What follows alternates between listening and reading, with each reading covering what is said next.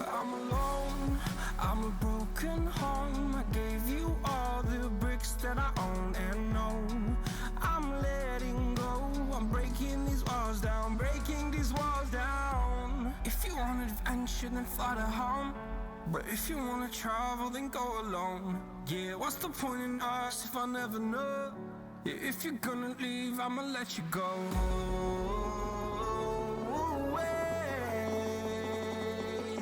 I'm tired of the pain.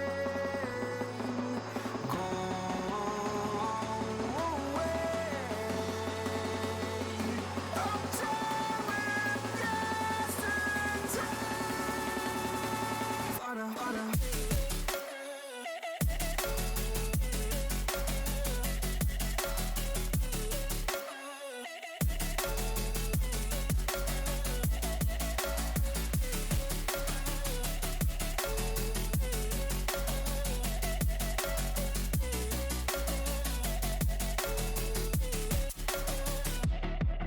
I fell where my demons dwell. My own little nightmare, I call it hell. Oh well, it's time to get back up.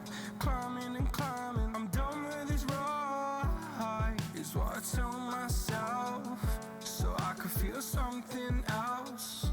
Yeah, I guess I had my bad days, but it doesn't mean I lost my style. Darling, where were you when my heart was on the ground? I thought time would prove that you would stick around. I guess time stands still, a king without his crown. Now I'm breaking and you're faking, girl. You never made a sound.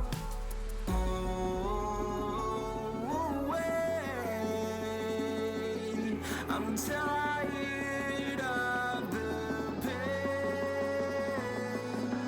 Go away. I'm tired with yesterday. Harder, harder.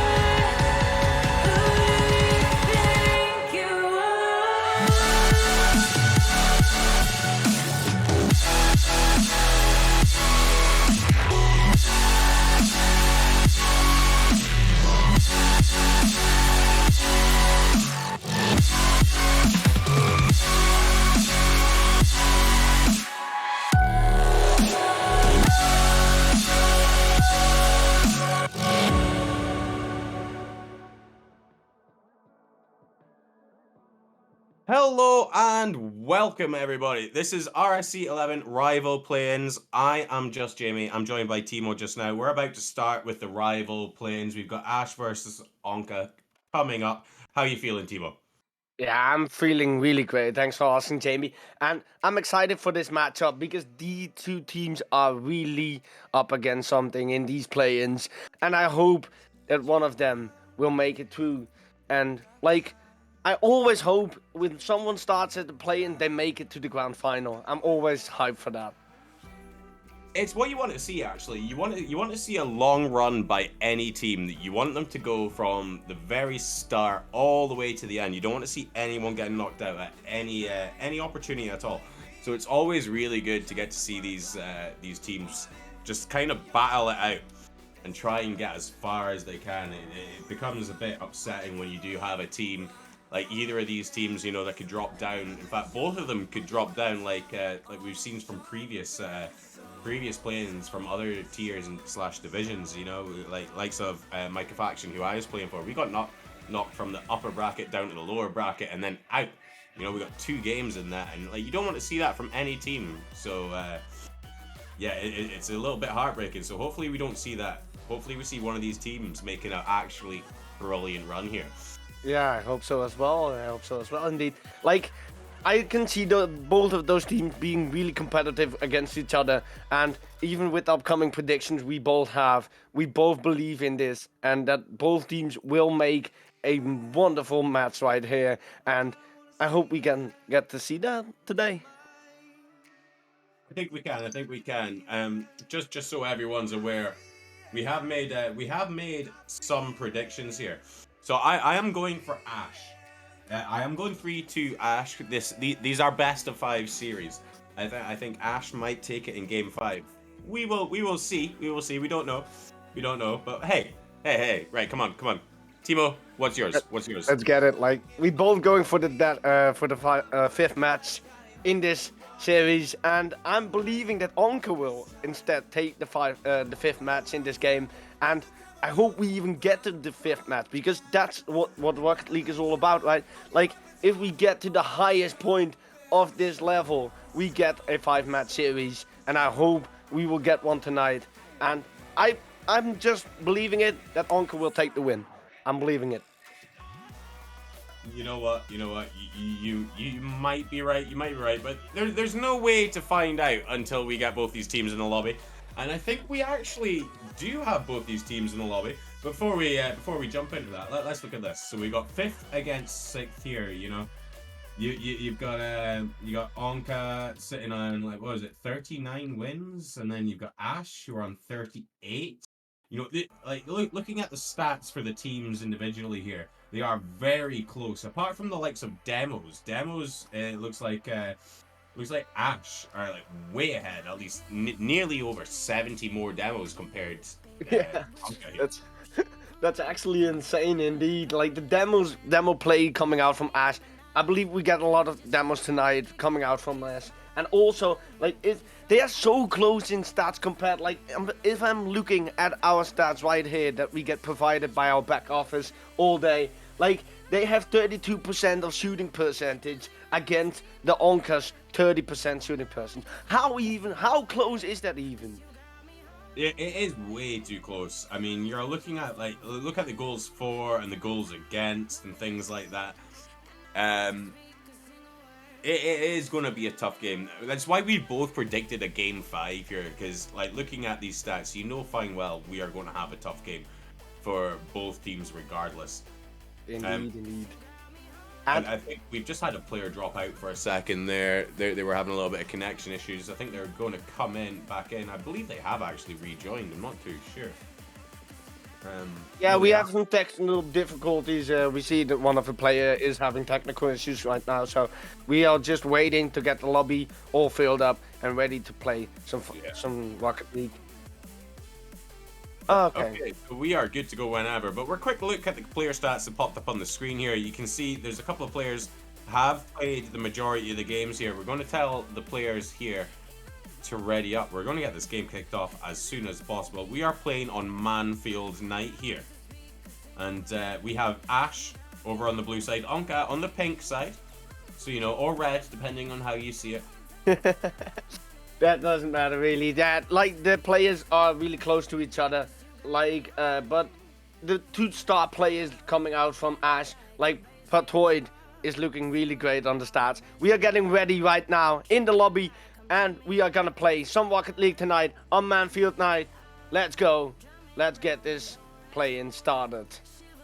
Here we are. 3, 2, 1, and there we go. First kickoff here right now. Goes straight up in the air. Leg one straight up. Tries to get a double tap off the corner. Can, and oh my god, a miss right there. Leaves it open for Sharky. That's just a fortunate play there, Timo. Yeah, look, Liam Nicholas completely whiffs the ball, and Sharky's right there, banging it in the bottom right-hand corner. Really sad to see that a mistake can cost you a goal, and only 6 seconds in, they take the lead already. Like, they're looking really dominant right now. Like, mistakes can happen, but don't make them too often, because you need to get your defense game strong to get this in the upper hand. Like, they're looking to pressure a lot on the other side right now. Liam Nicholas taking the ball really up. Is he gonna pass the middle? Yes, he is. Is the shot? Oh, he misses. Lucas with the shot, and it's in. The equalizers already right there. Jamie, What do we have in front of us, dude? Yeah. We first 30 seconds, we've already had 2 goals there. Like I thought Fancy was gonna have it. Turns out Fancy did get a touch there, so he gains the assist. So here we go. It is 1-0. Sharky and Smirlex, they both double commit there at the side. Smirlex back on it off the backboard, but Lucas is there to get a good clear. Fancy is up. And it's quite slow play right now. A bit of a double commit there, but Smirlex manages to get a little shot off. And no, Fancy stops that shot there, Timo. That was a definite go-ahead opportunity. That was indeed a goal opportunity coming out from Ash. Like, Fancy was on the defensive play right there, and they immediately converted into a shot coming out from Nicholas right there. Again, defensive plays, really good. Fancy saving it to the left side so he can get more time on the ball. Like, he's keeping the ball so close. Over one. Will it be a shot? All close. Good save by Legerman coming out there. And, like, it's looking as a hell of a game, Jamie. What do you think? It really is. There was a lack of power on that shot by Liam Nicholas there. I don't think he expected to get that ball at all. That ball's just been passed out to Fancy, get a shot on target, but fortunately Sharky was back able to make that save. And then a quick 50, Sharky has cleared it over back in the orange half. Lucas has knocked it down to Fancy. Fancy back to Lucas. That ball is intercepted, but Fancy is straight back in it. That ball is very much a battle for possession at the moment. A lot of midfield play, a lot of banging the ball, a lot of panic defense, lots of double commits at the moment, Timo. Yeah, indeed. Like, it's really looking in the midfield right now. It's looking like Onka, it has the upper hand a little bit under pressure. Like, they are boost-starving the other team really well. A good clear coming out there, right there from Sharky to relieve the pressure on the midfield. And they've seen, like, to open up a lot of opportunities for them. But still, Onka is looking very strong on the defensive plays. Sharky coming out with a shot. Good save coming out from Nicholas. Will Onka keep up with this pressure coming out from the Ash team? Lucas taking really slow play in the middle. Fancy following it up. Like, they're pulling all out of the mechanics. Like, it's incredible to see, Jamie. You know what? Like, I can't help but agree with you here. It is an extreme close game. We expected this. Is why we both said Game 5's on the cards. But it is a lot of nerves here. You can see it in their defense. I don't know if it's a lack of comms. I actually don't know what's causing this at the moment. Sharky is up, and Sharky has an open net. He's just banged that in from the halfway line up in the air. He manages to be, I think it was Liam to the ball there. Yes, it was. You see yes, this? he beats it. Whoa. Yeah, Sharky is up well fast there and manages to just bang that one into the back of the net. Managed to take a lead. There's still 2 minutes and 1 second left on the clock though, Timo. So this still can go either way. We can go either way. With 2 minutes on the clock, everything can happen right now. Like, as what you said, like, the nerves are coming out a little bit. They start, like, missing some balls here and there. And, like, I don't know indeed if it's the comms or it's the nerves, because, yeah, you're playing in the play-ins of RSC Season 11, so there should be some nerves. Like, if you can perform at this highest of this level, like, you're amazing, and you are already one in my favorite books. Let's see how the games progress. Like, it's looking that Onka is upping the pressure a lot. Good passing play coming out. And Flip reset. Oh, close. Oh, what a save by Legerman. And now it's an open net, I believe, but I didn't see the last defender right there. Lucas managing to put the defensive game strong again. Jamie, I don't know, but this is a hell of a game. It really is. Lucas there managing to get an important save. Tries to get a double back to it, but he can't. Smirlex has just made it 3-1. It looks like game number 1 might actually go in the favor of Ash. Fancy. That flip reset earlier that he attempted, unfortunately, he just couldn't get back to it. Not fancy enough, obviously. Pardon me. Sorry, I burped. You know? No worries. We all burp, so. It happens, you know? Like, it happens. This game's got me gassy. Yeah. There we go. It's amazing. Intense. Fancy managing to hit off the side. Well, Sharky is up. Like, when trying to drop it down, can't. Oh, Liam Nicholas. What a play, backboard. He's got the ball on top of his car. Great 50 as well. No one was behind him there. I think the positioning of Onka at the moment isn't the best. All three of them try to be in the same place. which Yeah, is it's looking indeed like... Oh, he doesn't get the double there, but oh, wait, you know what? I'm gonna shut up. There was a lot happening there. Talk us through that, please, Timo. Yeah, there was a lot of happening indeed. It was a passing play coming out there from Onka. Legon taking the time and just puts it in the bottom right corner right there. Like, he took the time. He was looking at, like, how Fancy is positioning. Like, Fancy already commits so hard on the ball that he goes to the middle of the goal and loses. Like, the defensive strategy right there was, I believe, go back post and just wait it out. See what Legon was doing. Even he didn't have enough boost to do something, but still, he managed to make it 4-1. 6 seconds on the clock, and I think this game 1 is going towards Ash. And it is indeed. Yeah, it definitely is indeed. Like that last goal there, what happened to me is, think Fancy expected the shot straight away, and Legon just slowed themselves right down, took their time, seeing that seeing that Fancy had went straight into the middle, and just went, no, I'm going to put it behind you then. Like, I'm not putting it where you went, where you thought I was going. I'm going to put it behind you. And yeah, like we see Legon, he manages 1 goal, 1 assist, 3 saves, 2 shots, MVP there, you know, and you got Sharky sitting there. 2 goals, 1 assist, 0 saves, 5 shots as well. Spiralex, 1 goal, 2 assists, 1 save, 3 shots. Ash, A lot of shots. Definitely, way more aggressive in this match. Their offensive game was so much better than Onka in this particular game. But still, I think Liam Nicholas has way more in the pocket than he thinks. Like, I believe he can pop off like any second. I think Onka will come back stronger in the next game. And we go on to game number 2. Yeah, definitely. We're about to go on to game number 2. It's Forbidden Temple this time. Again, Ash on the blue side, Onka on the pink side. Players are already readying up. Can't wait for this. I think you're right. I think Liam Nicholas has a lot more in the bag than he's letting on. Same with Fancy. We already seen Fancy try that little flip reset play.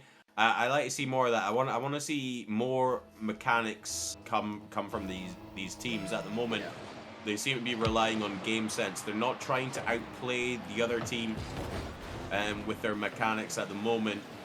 No, indeed. And I think they're getting punished by that at the moment. Yeah, I think so as well, Jamie. Like, probably indeed using more mechanics to outplay your opponent is way stronger than game sense. Really good play coming out there. Liam Nicholas scores already the first goal, Jamie. Like, if we talk about the casters, we are always right. Liam popping off in the first 10 seconds of this game.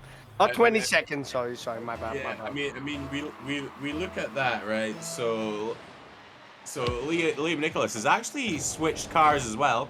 Previously was in a Fenix. It's like the switch over. It's the same hitbox, but maybe he just needs that octane buff here. As there was a double commit there. Fancy has knocked that ball up. Sharky needs to knock that wide, and Liam Nicholas cannot get it on target, but it hits off the backboard, and Lucas is there to recover. 2-0.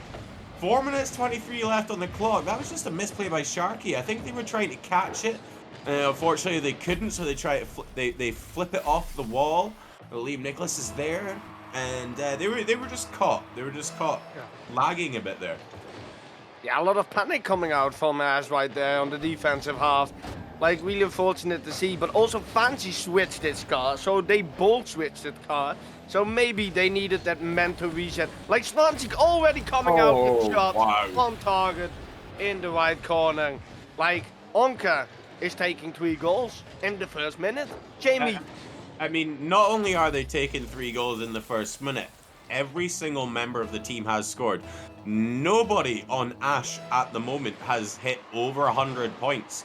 And I'm not saying that's embarrassing, because it happens, you know. The amount of times we've all sat and played in ranked, and, you know, you've sat there for a good couple of minutes not hitting 100. It happens. Yeah. It's not about how many points you have, it's about the touches you make and things like that. Lucas there. Great 50. Fancy not being there. Legon trying to get that into the middle. It's not enough, though. A great demo there by Legon as well. What's happening here? Liam Nicholas is going to boom that ball down, and Lucas is there. Oh, he cannot get any power of that redirect there. 3 minutes 30 left on the clock here. It is 3-0 to Onka.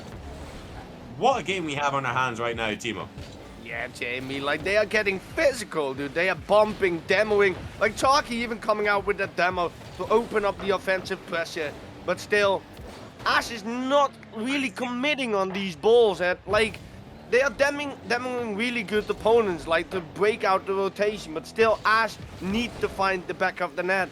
Like, they need to try to commit as hard as they can. Because Onka, the defensive game is really strong right here. Like, also, if I want to mention it, not that it's important, but Onka, Fancy only played 8 games with this team. So, like, maybe the connection wasn't made beforehand, but still, Fancy is looking absolutely amazing in this game, Jamie. I can't believe otherwise. I mean, what's that car again? It's the Ford Mustang thing he's in right now, isn't it? You see that horse on the bottom there? You know, it's definitely one of the Ford cars. I know that much for sure. But like, he's played really well in that. And you can tell that right now that Onka, they're like, here, we may have been 1 goal down, like 1 game down, but like, we're coming back. We take this game 5 tops. Great pass back. Oh, Lucas could not get power on that pass back, but Liam Nicholas is there. A great redirect, but Lagwan is there. He's got possession of the ball, slows it down. Great flick. He's over 1, low boost, back to Fancy. Nicholas is up, managed to stop Lagwan from getting there, and Lagwan manages to get a goal back. There's 1:43 left. That's just a little bit of a misplay by both teams for a little minute, and it ends up working in Ash's favor there, Timo. Yeah, indeed. Like, Lagwan read that touch of Onka, like, really good, and just pre-jumped it and puts it in the right-hand corner. Amazing play coming out from us. And indeed, like a little bit of misplays coming out from the teams, but it's probably the nerves, because we are in the play-in, so yeah, I can get that the nerves are really high right now. And like, they're both playing really well to my opinion. Sharky coming out with a perfect save right there, with a pass to Legwood. Can Legwood follow this up? Nah, closely. Fancy booms it to the other side. Can he get a double right here? No, he can't. Not enough boost right there. And double commit coming out from, like, the double commits are really, like, they can work in your favor, but double commits are the ones you need to prevent in Rocket League, because if you double commit, you leave one of your teammates completely dead end in the defensive half. Like, you shouldn't be double committing in this game, but still, the nerves are high. So not at rival. There's no way you should be double committing unless you're going for a pinch. And even then, it's still a little bit risky. Lagwan there manages to get a flick reset, doesn't actually manage to use it. Smirlex just went to hit that back into the corner. He's low boost at the moment. He knows fine well he can't pick up that boost in the corner, so he's turned away. Fancy is up. He gets that shot on target, but Smirlex is there to block that. Great block there. Lucas is still there. Just the ball does not seem to be leaving the blue half, but as soon as I was saying that, it actually does. It is back in. Nicholas is there. He does get the shot on target. And Fancy, I think Fancy actually did get a bump on the keeper there. If you watch the replay there, Lagwan just misses it. Liam Nicholas with the shot. And it looked like Smirlex got bumped there. He wasn't able to get back to the ball. But 4-1, there is 14 seconds left. A repeat of the previous score at the moment. Yeah, true, like, Onka is proving up their game. They were like, okay, we can be 1 game down, like you said, Jamie. And they are like, let's just fucking roll with it and just beat them with their own score in the second game. The second game goes towards Onka right here. Like, they're really playing well this game. Like, they looked like connecting way more on the midfield, connecting the passes together, even using the backboard way more. And Liam Nicholas, the player we talked about before this game, Jamie, he came out as MVP in this match. Yeah. He got 2 goals, 1 assist, 0 saves, like absolutely 0 saves from the entire Onka team. That's absolute domination. It really is. It just goes to show, Ash, 1 shot, and it was by Lagwan, and it was the goal as well. As you had mentioned, Liam Nicholas there, 3 shots, 2 goals, 1 assist, 4-1. We had both mentioned that Liam Nicholas is the one that we think is the one that's going to pop off, start to really, like, because he had a very slow first game, made a lot of mistakes. It's like, we gotta let him settle a little bit. And sure enough, I think he's settled. I think he's going to do well. I wouldn't be surprised if he is top of the scoreboard for Onca regarding whatever way they play, if they end up losing, if they end up winning. But that is 2 series we've just seen, 4-1 each. We are about to play on what is my favorite map. We're about to go to Sovereign Heights here. This is my map. This is my free play map. I love it. I actually can't wait. It just looks so good as well. I need to ask, why is it your favorite map, Jamie? You know what? I like the lighting of it. Okay. How it feels, you know. You can vibe, you know. You can sit and play. You can mess around with your mechanics on it. You can sweat hard on it as well. You can imagine those eggs are just sitting, being like, watching you, just chilling and things like that. As the eggs are currently sitting watching. Legwan managing to get up in the corner. Smirlex is there, but he doesn't manage to get a decent touch. Legwan is still there. Sharky's sitting back, and it looks like that's going to be an easy goal. And you can see the eggs are jumping up and down in the stands at the moment as Ash come out with an early goal. Smirlex 2 points on the board, but that was an important one touch they made. And good 50 coming out right there for Legwin. Like, Legwin made a good 50 right there. So the ball pops into the middle, and Sharky just finished it up beautifully right there, Jamie. And, like, they are getting physical again. Demos coming out left and right from Ash. Again, a demo. Not a good demo, by the way. Ooh, Lucas makes it with the equalizer, and we just are 30 seconds in the game, Jamie. Like, these teams are competing against each other at the highest level ever possible. I'm not gonna lie, I'm currently rubbing my eyes right now because of what I have just seen. The way that looked on my screen, I didn't think there was gonna be a demo there at all, and I was very surprised there was. But just like that, it is tied up. We are 1-1. It's almost like a repeat of the first game at the moment. I mean, I guess we will wait and see. First game, it was 1-1 within the first minute. And then we had to wait. Like, there was a minute and a half left before Ash ended up popping off, if I remember correctly. I believe it was Onco, right? Like, they went 3-0 in the first minute, and then we needed indeed to wait for like 1 minute. I'm talking about our first game of this series here when Ash won 4-1. Oh, yeah. It was definitely a 1-1 game. And then we had like a good 2 minutes of play before anything actually happened. And it's just been a battle in midfield, and it seems like a repeat right now. As Legman's on the ball, he's by himself. He can't get it past Fancy, but it's enough to hit off the corner. Smirlex is there, off the post, and wait, Legwan got a touch. Wait, yes, did he? Yeah, it was a passing play coming out from Smirlex onto Legwin, and Legwin's just right in. God, what a read by Legman as well. He jumps off the wall in time. That ball on the, like, when you're watching it in real time, that 100% looked like it was post and in. And then, obviously, you see Legman's name pop up, and you're just like, wait. Nah. Here we are. It is 2-1 to Ash. It's very much a back-and-forth gameplay at the moment. Liam Nicholas knocking that ball over his side, but Sharky snakes him there, gets right in the middle. Smirlex misses that ball. Legwin has to get a very important touch here, but it goes straight over to Lucas. Legwin again gets a touch, goes over to Liam Nicholas, takes a shot. Smirlex is there, makes a very vital save, Timo.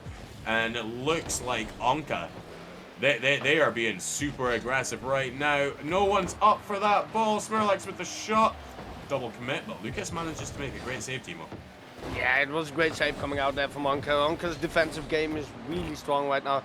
Like, Lucas also popping off with the shot. Smirlex coming out with a perfect save right there to the corner. Fancy putting it in the middle, but no one to follow it up. It's looking like a back and forward game. It's going way too fast for me and my eyes. But still, like, they are really still competitive to each other. Fancy with awkward positioning. Oh, what a save! That was almost in. What a shot coming out from Legman right there. Didn't fall for that this time, Timo. Yeah, that was really close, Jamie. Indeed, like perfect save again from Fancy. But still, like Onka needs that equalizing. And I believe they need, before the first minute mark, ooh, close play coming out there. Legman coming with the perfect touch to release the offensive pressure. Legman is up, but what a save. What am I seeing, Jamie?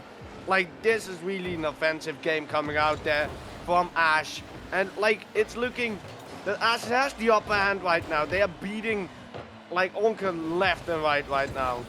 They are indeed, but like just as you say that, Liam Nicholas manages to get that pinch. I was going to mention this a little bit earlier, right? Legman, actually, he has 1 goal, 1 assist, 2 saves, and 1 shot. But just so you know, because he was so close to the net in that previous goal, it didn't count as a shot. So he's sitting there with 1 goal, 0 shots, up until he actually did get another shot on target not that long ago.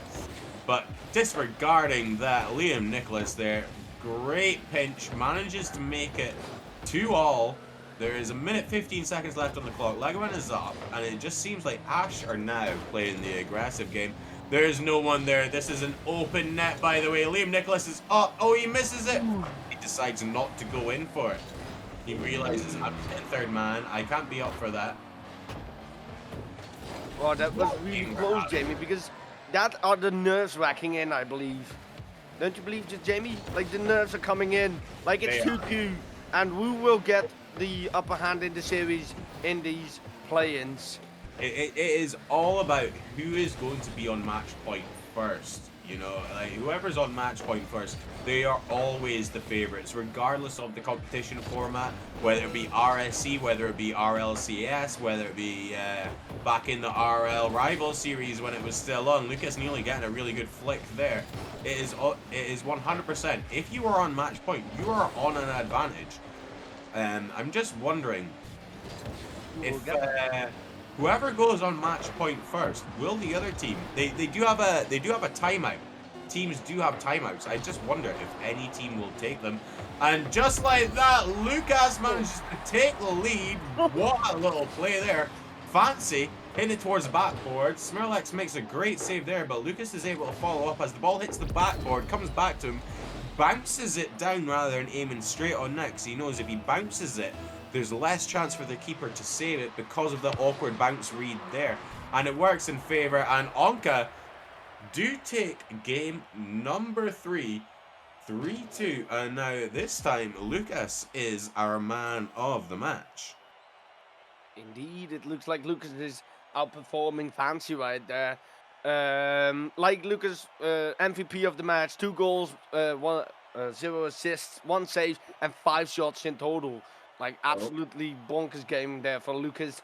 Like, also, if you can keep that calm, Legman just used the timeout right there. So, Ash is currently using the timeout. And, yeah, it's in favor of Onka right now because it's 2-1, I believe. Correct me if I'm not right, Jamie. It is 2-1. Series 1 went for... sorry, not Series 1. Game 1 went Ash 4-1. Game 2 went Onka 4-1, and we've just had Onka go 3-2.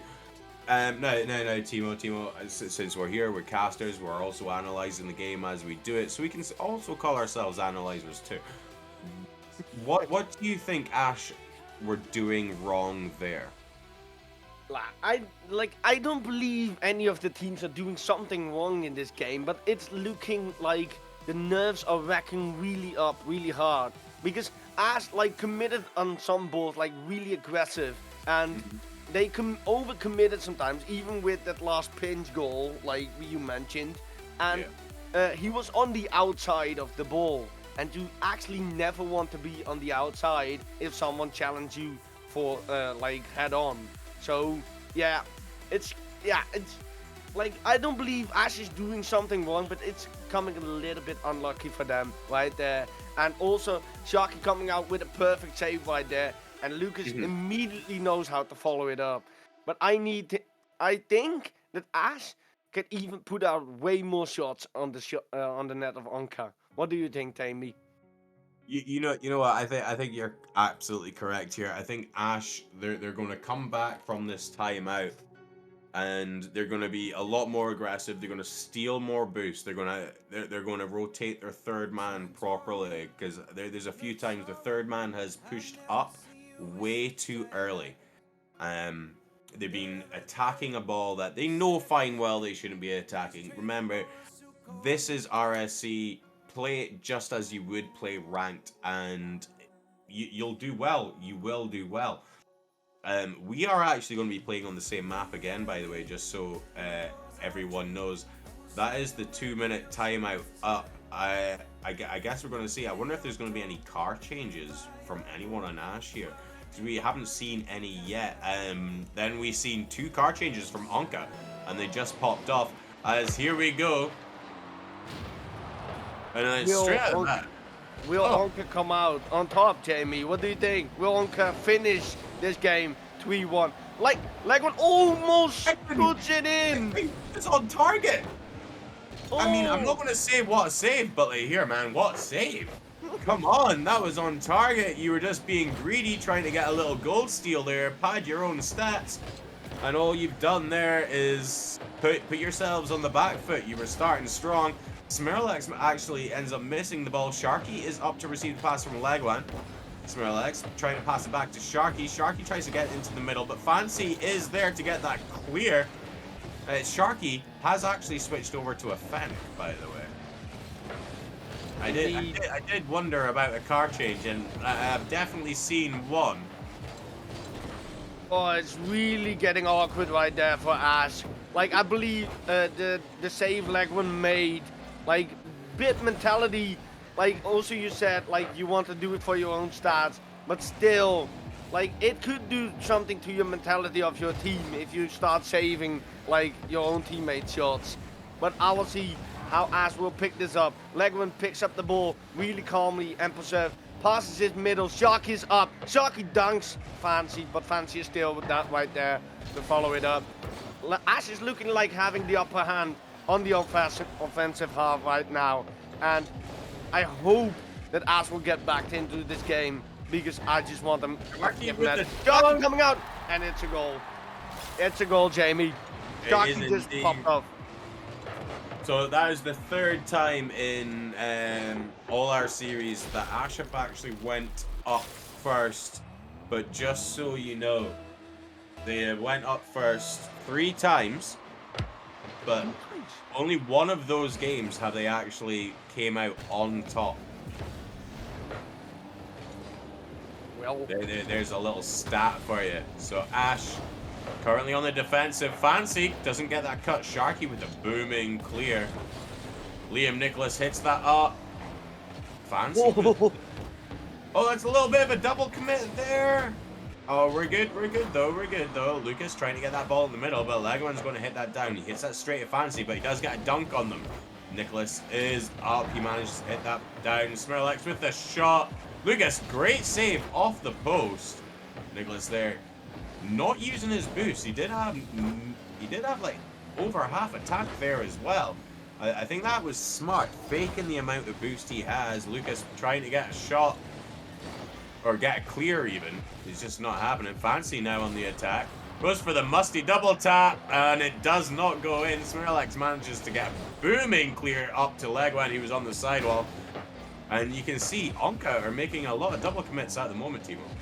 Yeah, indeed, Onka is like, as you say it, Sharky just scores that right in.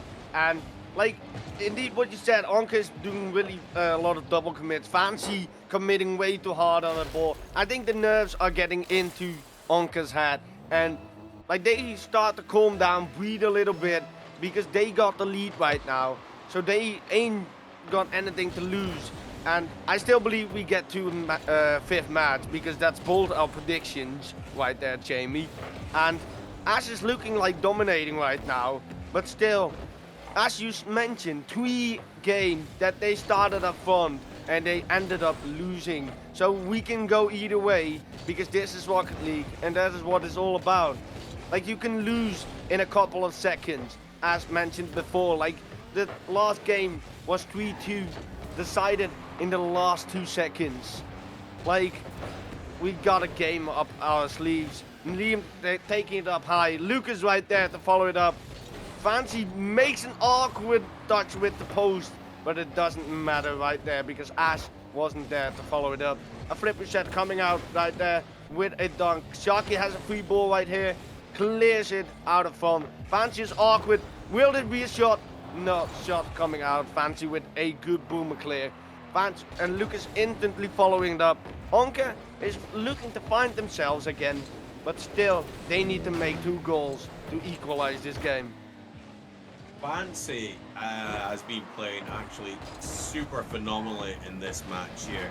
He's been, I'm not going to say single-handedly carrying his team, as he is second on the scoreboard right now. Lucas actually making the very vital saves here. But we're down to 40 seconds, and this is the first time we're going to have what could possibly be Ash winning with Onka not actually getting a goal on the scoreboard. If you look at Ash, by the way, at the moment, they have 9 shots on net compared to the 4 by Onka.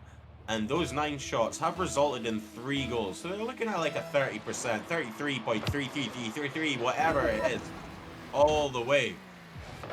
So Ash definitely playing so much better there. That little timeout has done them wonders. And Liam Nicholas with a great save there, but there's a double commit between them both, Liam and Fancy, and they're just getting punished by Sharky. Sharky ends up hitting the post. Oh, and he couldn't get it past. Smirlex is trying to get that into the middle, and it looks like, there is no looks like, it definitely is going to be a win to Ash. We are going to game 5, and I guess we're just going to find out who is right, myself or you. But I think Ash just downloaded Onka right now. Yeah, indeed. Like, Ash was dominating this game, and I hope they can put this momentum forward to game number 5. But I still believe Onka got something up their sleeve. I hope so. Right. Quick question: do we see a game 5 overtime? Do we see a game 5 overtime? That's a really good question. I think it will be overtime with both teams with 1 goal on the scoreboard. You think that you're gonna think that it's gonna be a 2-1 victory with the second goal for either? You said you wanted you said you wanted Onka to win, didn't you? Yeah. So you think Onka's gonna get the second goal in overtime? Yes, I think. Yeah. I think like Nicholas, he proved us that he can pop off. I believe still that he can pop off in game number 5 as we go into game number 5, and we will see what happens. But what do you think? Will we get an overtime, yes or no? Yeah, so I'm going to turn around. I'm going to say I genuinely think that it's actually might be a 3-2. And I think it might be a 3-2 to Ash. It's either going to be a 0-second goal or a kickoff in OT. Dude, if it's a 0-second game, I'm giving you a beer. Dude, if it's a 0-second game, I'm gonna pop off in my chair right here, right now, as we go on to Championship. Send you my PayPal straight after this match, trust me. Oh, amazing. And we start the 5 minutes countdown on Champions Field in game number 5 of the rival play-ins. Let's go. Ash versus Onka. Jamie, you take up on the lead. Right, so we just had Liam Nicholas. He just went to try something a little bit fancy. That ball then goes to Fancy, who passes it out over to Nicholas. Over to Lucas there. Liam Nicholas has just completely whiffed the ball, but luckily no one's able to take any real attempts at shots there. Sharky just parks himself underneath the keeper there. Try and make sure that they can't get back if there's a follow-up shot. Lucas is now booming the ball from his own half. It hits the no, sorry, not Lucas, Legwan. Sorry, just too many L's right now. Liam Nicholas is on the backboard. He gets that delayed flick, or Legwan manages to get that 50 up to the sidewall. Fancy is pinched off the ceiling. It's going to bounce down. Fancy cannot get back to it. And he misses that 100 boost as well. He's just trying to get in the way. Liam Nicholas and Fancy both kind of like falling over each other for a second there. But Lucas and Smirlex manages to make a good 50 on the side. This is the first game, I believe, where we have not seen a goal inside the first minute, by the way, Timo. Yeah, indeed, Jamie. We haven't seen a goal yet. As you say, like Ash is putting up the pressure, Sharky coming out right there with the shot. They are also getting really physical, coming out with the bumping plays. Like you said, that guy parked his car under the keeper's car, so he couldn't move at all. Fancy coming out with the mechanics right here. But I still think the nerves are really high at both teams because they are starting making really weird touches. Good touch up and out from Sharky with the follow-up, and they scored the opening goal. Sharky right there is the man to open up this game. But still, I want to give the credit there to Legwin because Legwin was on position right there, and he could have slotted it right in. Jamie, what do you think? What an opening goal. Like, if it wasn't for Legwin, that ball was not sliding into the back of the net there. That was a great little hit towards the backboard, a great little pass back to him there as well from Smirlex. And unfortunately, he couldn't get that on target, but he was able to make it just difficult enough for anyone else to try and get to it. And just like that, we did see... Oh, sorry, I just ended up accidentally hitting pause. We did see Sharky come in and manage to secure that rebound goal there.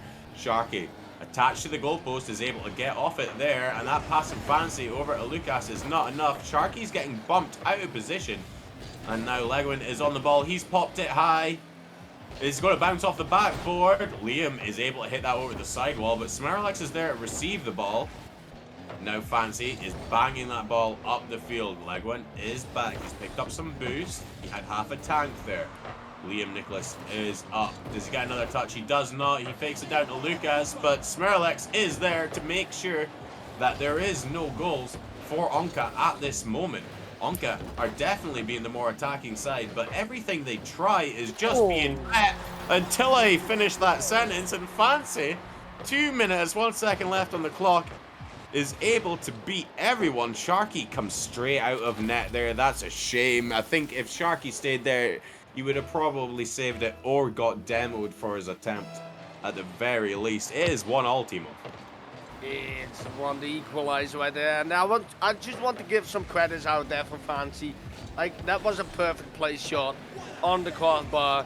And you said Sharky would have saved it. I don't believe Sharky would have saved it because I'm all out for Onka, by the way.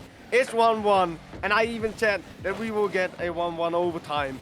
And let's see if both teams are committed to that, and I hope so as well. But as we see, Lime is really, like, Ash is coming out really strong right now in the offensive game. Like, they are playing on the blue half all the time right now. On the backboard, will someone be there to follow it up? Yes, Sharky will. Sharky has a shot, and that's an overcommit coming out there from Onka. Sharky coming out with a perfect shot right there. He outplays everyone. But still, I believe Fancy... Ooh, he misses the boost. Oh, that's sad. He went boost over ball there. I think he thought someone was behind him. Unfortunately, they weren't. And just like that, we have Ash in the lead. It is 2-1. We're just coming up to a minute left on the clock. Fancy in the air, but he's just been bumped off it. Lucas decides not to go up. He lets Legwin catch the ball. So that ball's went in the mid. Fancy with the shot, and it is 2-2. A minute 5 left. Wow. Wow. I'm losing my breath watching this game at the moment. It's very fast everywhere. Sharky is just, he was so uncomfortable in the back of the net there as well. It's indeed breathtaking, Jamie. It's breathtaking. We are getting 2-2 equalizers right here, right there. Everyone is playing their best right here. And they're pulling out some mechanical backs. Like, Fancy is right there, good on the positioning, good shots. And Lucas already, like, taking control. Legwin right there with the block. Sharky with the follow-up. Will he get the double? Yes, he will get the double. What a shot coming out from Sharky. What a shot. I do not believe what I have just seen. What a shot. What a double. Oh my God. Perfectly placed as well. That just shows just like how much car control he has, right? You know, that double was just brilliant to watch. Ash very much in control of the game at the moment as Legwin has popped that ball high. Lucas is going to pop that up towards the ceiling, but he's not getting back to it. Sharky, great flick on ball now. Does not get any power on that follow-up shot. Legwin is there. He's going to hit it high off the sidewall. Can Nicholas get back there? He cannot. Lucas is now on the ball, as we can see. Anka are trying to regroup right now. And then Ash, Sharky again. Another double? Oh. Another double. Another double. Another So I think we were both wrong about an overtime, but I think I'm very right about Ash going 3-2. What a game from Sharky right there. Like, both doubles, he was perfectly right there to make the shot work and find the back of the net of Anka. Like, Anka scrambled in the last 10 seconds as we go down in the timers. Let's see if they can make something out of it. I believe this game is going towards Ash, and I congratulate you with your prediction right there, Jamie. Ash win this series and moves on into the play-ins of the rival series right here, right now. GG's to everyone there. Well played, well played. I'm just gonna say here, players, if you are playing in the match, don't leave straight away. Let the stats come up. Then you can run away. You can hang your head in shame. You can be upset, whatever. Stay in the match. We need to see these stats. Because at the moment, we got 3 Lucas on Pantera. You know? And that's not cool. Right? But, no, like, Sharky, 100% MVP there. He actually got MVP of Game 4 as well. So, you know, definitely my MVP of that entire series. 2 double taps, Timo. Two double taps. How often do you see point. that happen in a match? You don't see that happen in RLCS that often. Never mind anything else, right? Yeah, true. You don't see it happen like really often. If you go on Champions Field in Game 5, the decider game, and you start pulling out everything you got. And Sharky did that on point. Like, he was like, okay, let's just freaking do it. I'm gonna hit every ball right now. He hits the double tap, like perfectly placed in the bottom right corner right there. And Ash and like Anka's defense was just defenseless right there. Their defense was not on point. There was so much panic there. It was unreal. But that's not all the Rocket League we have time for at all. We've got another match about to pop up after this. Do you remember what it is, buddy? Do you remember what it is, Timo? I don't know really yet, but no, I don't know yet because the we got Mirage playing next. we got another Ash playing. And they are playing Ash. Okay, so Ash needs to prove another game. Like Yeah. they need to just keep this momentum going forward, and I hope they will make the grand finals. I hope they will, because if Sharky starts popping off like this, I'm gonna watch every stream. I'm gonna watch every game right now. Yeah, so like you're looking at Ash. They just came off like what was a very, very I'm not gonna say tough, because it didn't seem that tough. The games they won decidingly, you know, they won game 1 4-1, so that's a 3-goal buffer, and then they did lose game 2 4-1, and they then did lose game 3 only 3-2, but then they go on to win game 4 3-0, and they win game 5 4-2. So I think Ash, they are going to be coming in this. They're going to be so full of energy. They've just went to game 5. They've won. They've secured themselves that extra life. They're going to keep going. They're going to be riding on that high. Mirage, on the other hand, this is their first match.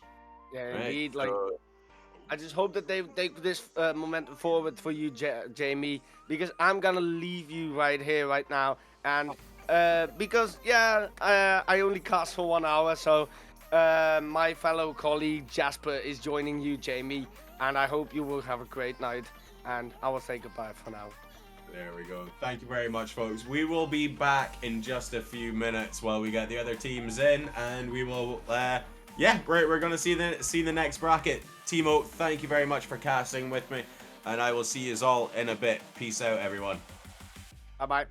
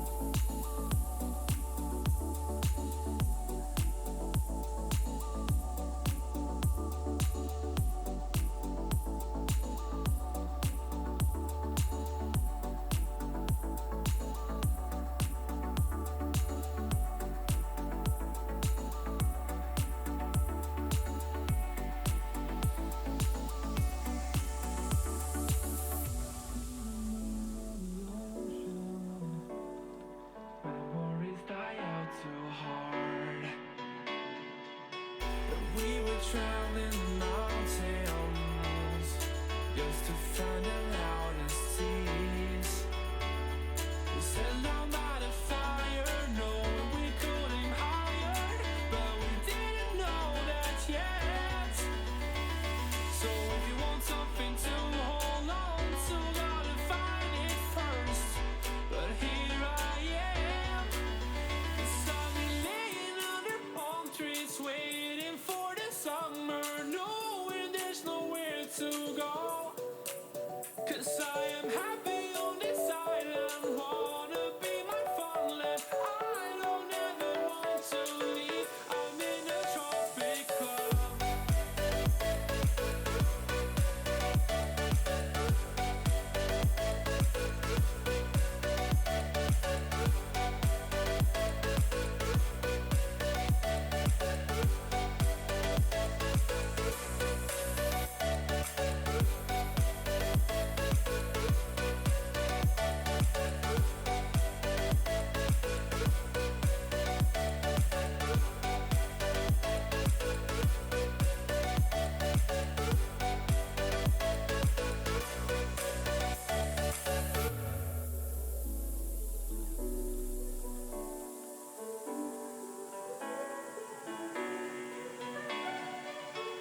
I remember the ocean, memories die out too hard.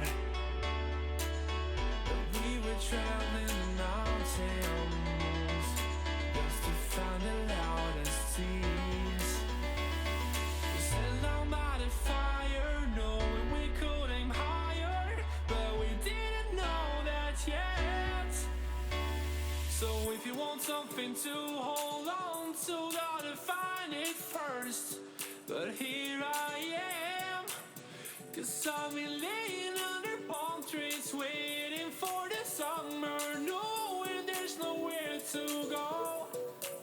'Cause I am happy on this island, wanna be my farmland. I don't ever want to leave, I'm in a tropic club.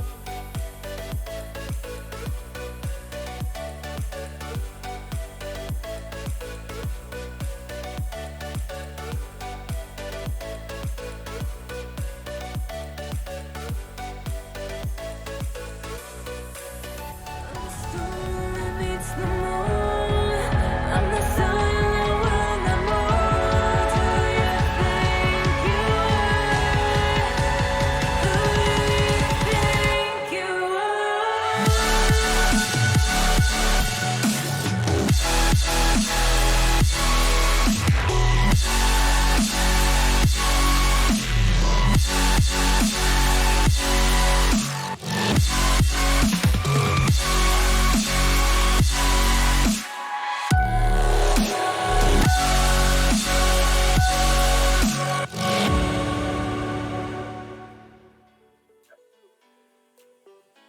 Hello and welcome back to RSC11 Rival Play-ins. I'm just Jamie. I am joined by Jasper. We have just watched a Game 5 between Ash and Onka. And now I'm joined by Jasper. We're about to watch Mirage versus Ash. So, how are you feeling about that? Whoa, I think it's going to be interesting. I've just heard that Sharky, the grand finalist of Challenger, is subbing up and has been doing really well. So this is going to throw a massive spanner in the mix. Let's get into the team stats. Right, here. Before we go into team stats, right? Before you even get a chance to look at them, give me a prediction. Oh, a prediction. Okay. Yeah. 3-2 Ash. 3-2 Ash? 3-2 Ash. You know what? I'm 100% on board with that. I'll join you on that 3-2 Ash as well, to be perfectly honest. The way they played there, they're coming in hot. They've just had a win. They're going to be full of high hopes and stuff like that. And yeah, so we got 6th against 4th here, as we are looking at the team stats. I'm just going to say that once again, it's so close. You look at Mirage. They've got 39 wins to Ash's 38, 33 losses to Ash's 34. Like it is just so close, Jasper. Honestly, it is incredibly close. The only thing that I can see is edging out into Ash's way is the saves, the demos, and the shooting percent. They are a little bit more clinical, it seems, and they are very, very tactical with their demos, you could say. And I think that maybe with Sharky on board and how that they played in the last series, it could definitely throw a massive spanner in the works, as I said earlier. Yeah, I think Sharky is going to be riding a massive high at this moment. Sorry, I'm sorting out my sparkly jacket hood as I'm currently speaking. Sharky, he's came in as a challenger finalist, as everyone's saying. You know, he's came in as a challenger finalist, and not only did he secure the victory for Ash in Game 5, he secured the victory in Game 5 with 2 double tap goals. Right, that's unheard of. I was saying this earlier as well. It's very rare that you see 2 double tap goals in a game by a single player in any tier, in ranked, in casual, in RLCS, in indie gaming league, in whatever. But especially in a Game 5, like Sharky legit popped off. I think Sharky has a little bit of weight on their shoulders at the moment. Oh, 100%. And just with what you've just said, I think that my prediction and our prediction together as 3-2 will stand quite nicely here. But just having a little look at the player stats while they're still up, we don't have stats for Sharky at the moment because obviously he's not the main rival player. But coming in, looking at Mirage's side, Yogzi, 61 goals to his name, the good goal scorer. He gets assists as well. He gets the saves. He does everything for the team, it seems. I think he'll be having a massive weight on his back coming into this series. I completely agree with you there. Also, Yogzi is he's played the most games for Mirage too. He's played 68. You know, you got Smouth coming in at 64. So Smouth has obviously missed a week, or at least missed one series. And I think it's going to fall down to those two to really carry Mirage to this victory. It was at 4th versus 6th. I think it was. I had previously mentioned. So we're just waiting. I think we do have all players in the lobby at the moment. Let me just pardon me. I'm gassy over all these games. Make sure. I think yes, we do. We do have everyone in at the moment. So we're just going to get them to start. We are once again starting Manfield Night. Beautiful stadium. I'm glad to be here. I got a nice seat in the spectator stands. We are about to kick off. Yeah, we are about to kick off. We are about to get underway here. Coming in to the first in a best of 5 series here, a deciding playoffs game, which is very important here. But we're going to start off quite early. Some early pressure coming from Mirage's side. A shot goes off, and there's that. A dunk I've just seen. Yeah. Yeah, Oh, wow. by the looks of it, Jasper, Clown Piece is just clowning all over Smirlex there. Manages to take that ball from the midfield and gets that dunk. It is 1-0, 9 seconds left. We're about to kick off again. I do know that we have a player with a little bit of ping issue. It is Yogsy. But with that shot, I think he's actually doing not that bad as he still managed to make it on target. Clownpiece tries to get back to that, but he can't. Yogsy's banging it off the side while he is not up. He is now, but Sharky, the MVP of the previous series, as I was saying, is back to it. Legwan now, trying to get back to the ball. Sharky with a big boom. Yeah, Sharky getting that big boom, trying to get it to the middle. A shot comes out from Smirlex, not having it to go on his way. The ball drops to the middle. Yogsy there, even though he's got high ping, he's still pushing that ball towards the net. A nice little passing play between Sharky and Smirlex again, but it just does not lead to much. A bit of a whiff from Clown here. The ball could have gone badly there, but nothing really happens. From Smira to Leguan, not much happens. Again, this ball is just staying in Mirage's corner, but it's not doing much. The ball is now on the backboard as Yogsy gets a lovely clear. Smirlex just leaving that ball in the middle. And this game is, although Mirage have a goal, I'd say it's pretty even still. It is definitely very even. I'm not going to say that any team is currently in favor. Sharky goes for the low 50. Smirlex was a little bit too close there, in my opinion. But Sharky takes the ball in the air, hits it towards the backboard.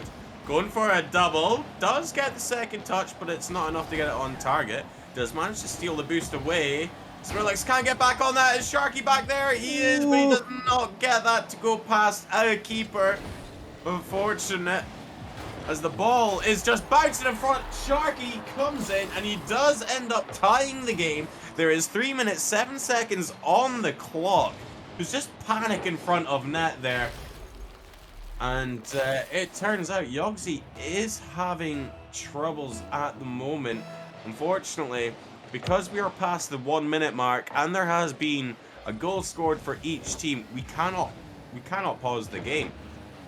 So I wonder, Jasper, do you think there is a possible chance that Yogsy is going to ask for a timeout in the next game because of the technical difficulties he's currently having?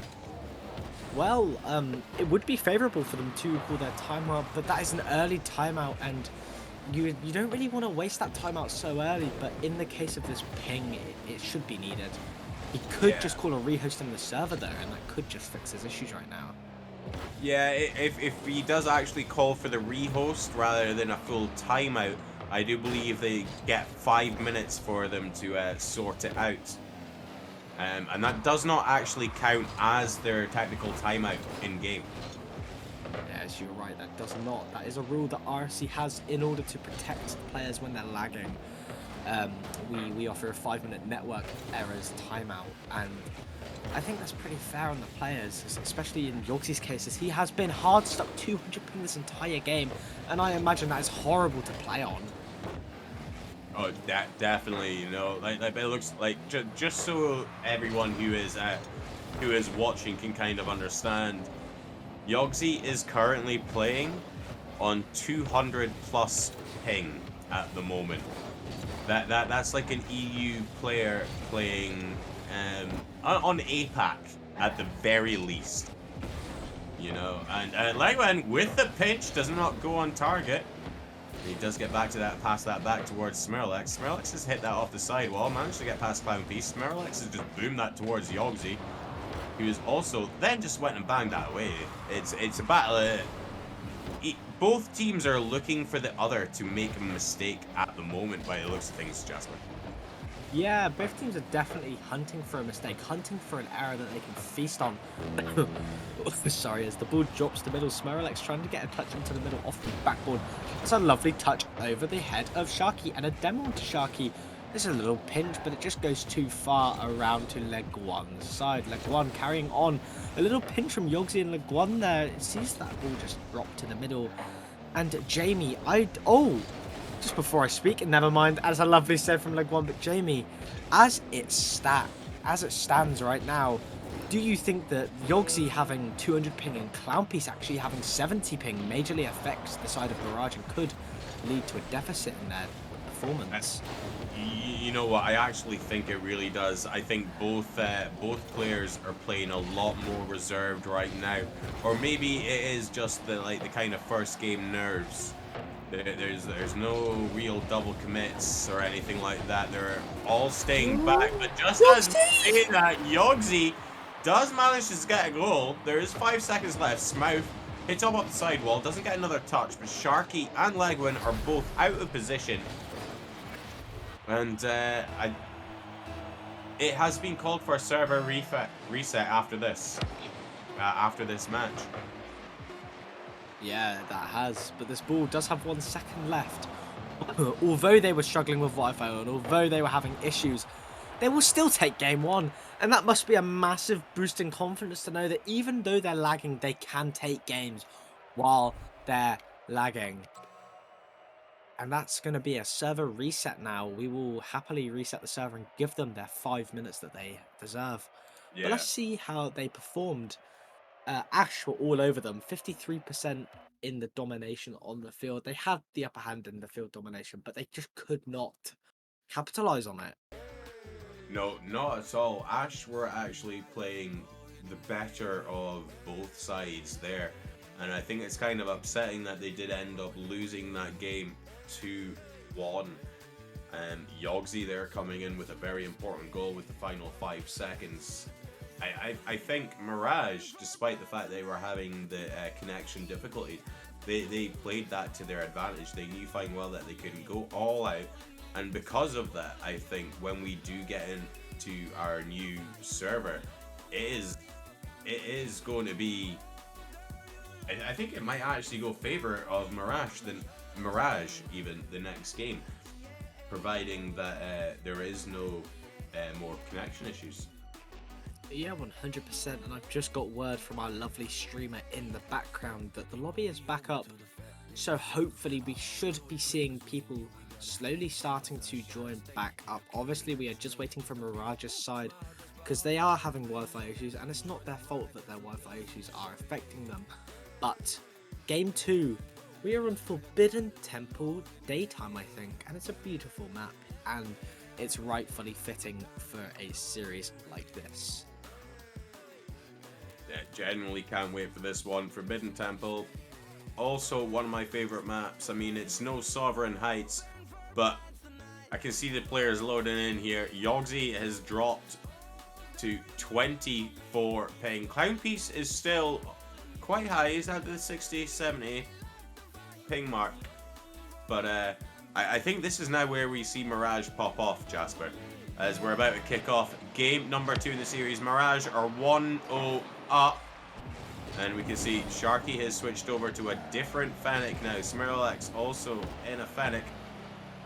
And first 10 seconds, the ball doesn't seem to be leaving the blue half, but Yogzi seems to be taking control of the ball very, very well, as he's got that ball over to Smouth. He's just hit that down to Sharky. Sharky trying to do anything he can to get that ball out of his half. Yeah, 100%. Sharky and Leguan, they are both trying to keep this ball away. They're trying to keep it away from their third. No pressure should be on them here, as this ball is just it's floating around the map.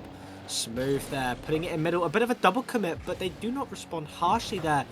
Well, you was talking about how the Wi-Fi made them play complacent and made them play a little bit slower, but that seems to have disappeared as Yogzi's confidence has completely come back, going for a lot of different balls, experimenting with his play. Smooth going for a touch into the middle, but he just does not get that clear. Well, they do get the clear, sorry. That ball is now in the middle. Leguan with a lovely save, and Clownpiece has to be up in the air for that. Smooth tries to get a touch into the middle, but it gets 50'd with Leguan. This is already shaping to be a much more intense and much more faster game as Smirlex, he gets a bit of a backflip, and that ball is now floating in no man's land with Sharky and Leguan trying to go for a play. Leguan misses, and that ball drops to middle, but nobody's there. Smirlex did not have the boost to go up there. If it was different, Yogzi straight up in the air. Leguan getting a touch, and we are heading into the last. We are now almost 2 minutes into this game. And Jamie, I think it could go anyone's way here. the way it is, it looks like, to me, Ash, every time they get the ball, they look really threatening. Oh my god! Sharky once again taking the first goal for Ash. That was amazing. I was just saying Ash definitely looked like the more aggressive side. Mirage are doing everything they can to try and get the ball out the blue half, but they cannot hold on to it. And just like that, Sharky has came in very, very strong. They got Leguan up to get the 50 against Smith. No, he does not. Sharky, you know, like they say, oh, he's a challenger player, but regardless, you know, I think Rival has been robbed of an amazing play. Smouth goes for the shot, and he is saved by the player that has been most talked about here. Sharky is Puppies! Leguan is there. He makes a very vital save. Smirlex manages to hit that over towards the side wall. Leguan is there, 50 with Clown. Sharky is by himself, but no one is challenging that, which gives everyone on Ash time to rotate back. Smirlex has come back, and it just seems that, like, Mirage slowed down again, and there is no connection issues to blame this time. Yeah, there is no connection issues to blame. And that is, oh, a lovely fake onto Sharky and a little bit of a flick, but somebody's on the backboard. Leguan with a lovely save. Smooth will be up, putting on the backboard. Sharky will try to take this ball. He grabs the boost first, letting Smyrelax take it, but Smyra does not have the boost. Sharky will be there. He was talking about Sharky earlier, and I agree. Rival was robbed of an amazing player, but Sharky, he made the grand finals and he played really well in them, but he just wasn't able to capitalize, and that's a nice touch out. And I know that Sharky is a very high-ranked player. He's very good, and Leguan gets a free goal, and it's now 2-0. I mean, looking at this is just a misplay. There was a double commit there towards the ball. The ball is bounced right in fair. Leguan's sitting there. He knows the ball's coming straight to him. He just needs to wait. And with great patience there as he's able to get that shot off. And it is 2-0. There is just over a minute and a half from the kickoff. And Smirlex is going for a demo. Cannot get it. Demo's the wrong person, but I think it's enough. It's Yogsy. Tries to get that shot on target. Sharky is up. Hits that into the sidewall. Is Leguan there? Receive. He's waiting. Sharky tries to pass that back down, but Yogsy is there. Leguan is now waiting as he manages to get 50 on that ball. He goes high in the air. Clown piece is there. Smouth is mystic. Leguan turn. He can indeed. He's not there to receive it. Sharky. Oh, what a save! A save, Jasper. What a save there, keeping them in the game. But it still isn't enough right now. They can save and they can defend all they want, but they need their offense. They need their clinicality, and it's definitely not coming through this game. What happened to the first game as Sharky is just there? Sharky gets a double, but it's not in. What are you doing? That's a mistake, but you are 2-0 up, so that can be excused upon. Clown piece putting the ball in the middle, and Yogsy is there, and it's a counter-attacking goal. If Sharky would not have missed that ball, then it would have been in. Yeah, that's a brilliant passing play there. Sharky's cut off fast by Yogsy coming in, wearing his gold banner there as well. You know, just you know, flexing a little bit. Yogsy is up fast though as the kickoff is in the blue half. Smouth misses it. Smirlex comes in fast. I think this is oh, Clownpiece managed. Oh, that's a great little comeback there by Sharky trying to bump Clownpiece off the ball. There is 15 seconds left just after I finish saying this. Yogsy, double tap. Well, not a double tap for Yogsy, but manages to read that, gets in the way. Oh no! Previous game, and Sharky is there. 3-1, and that is how I think the game is going to finish. And Ash are on the they're on the offense. They are reducing Mirage at the moment. Yeah, they are 100% reducing them to smithereens here, and it's quite unfortunate because they had a really good first game, and they're now tied up in the series.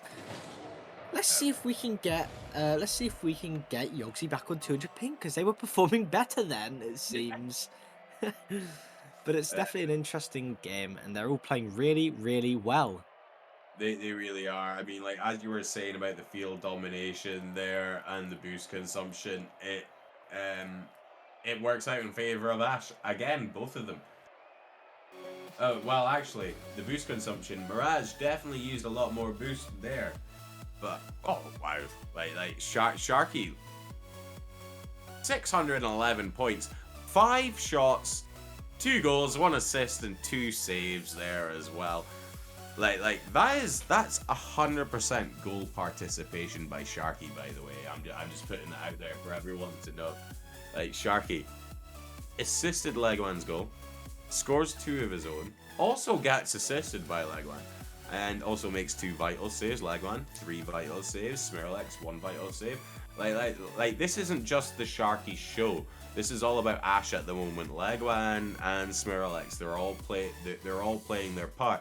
It's just Sharky seems to be playing it a lot better, and just brilliant. You can see people in the chat right now. I think they're kind of being like, "Hey, here we kind of want Mirage to go back to their old ping." And as I had mentioned earlier, we are on Sovereign Heights. We're kicking off. This is my favorite map, and I think Ash takes this one too. By the way. Oh, that's a pretty cool prediction. I'm not sure at the moment. I won't make my opinion known just yet because I'm known to curse a lot of people.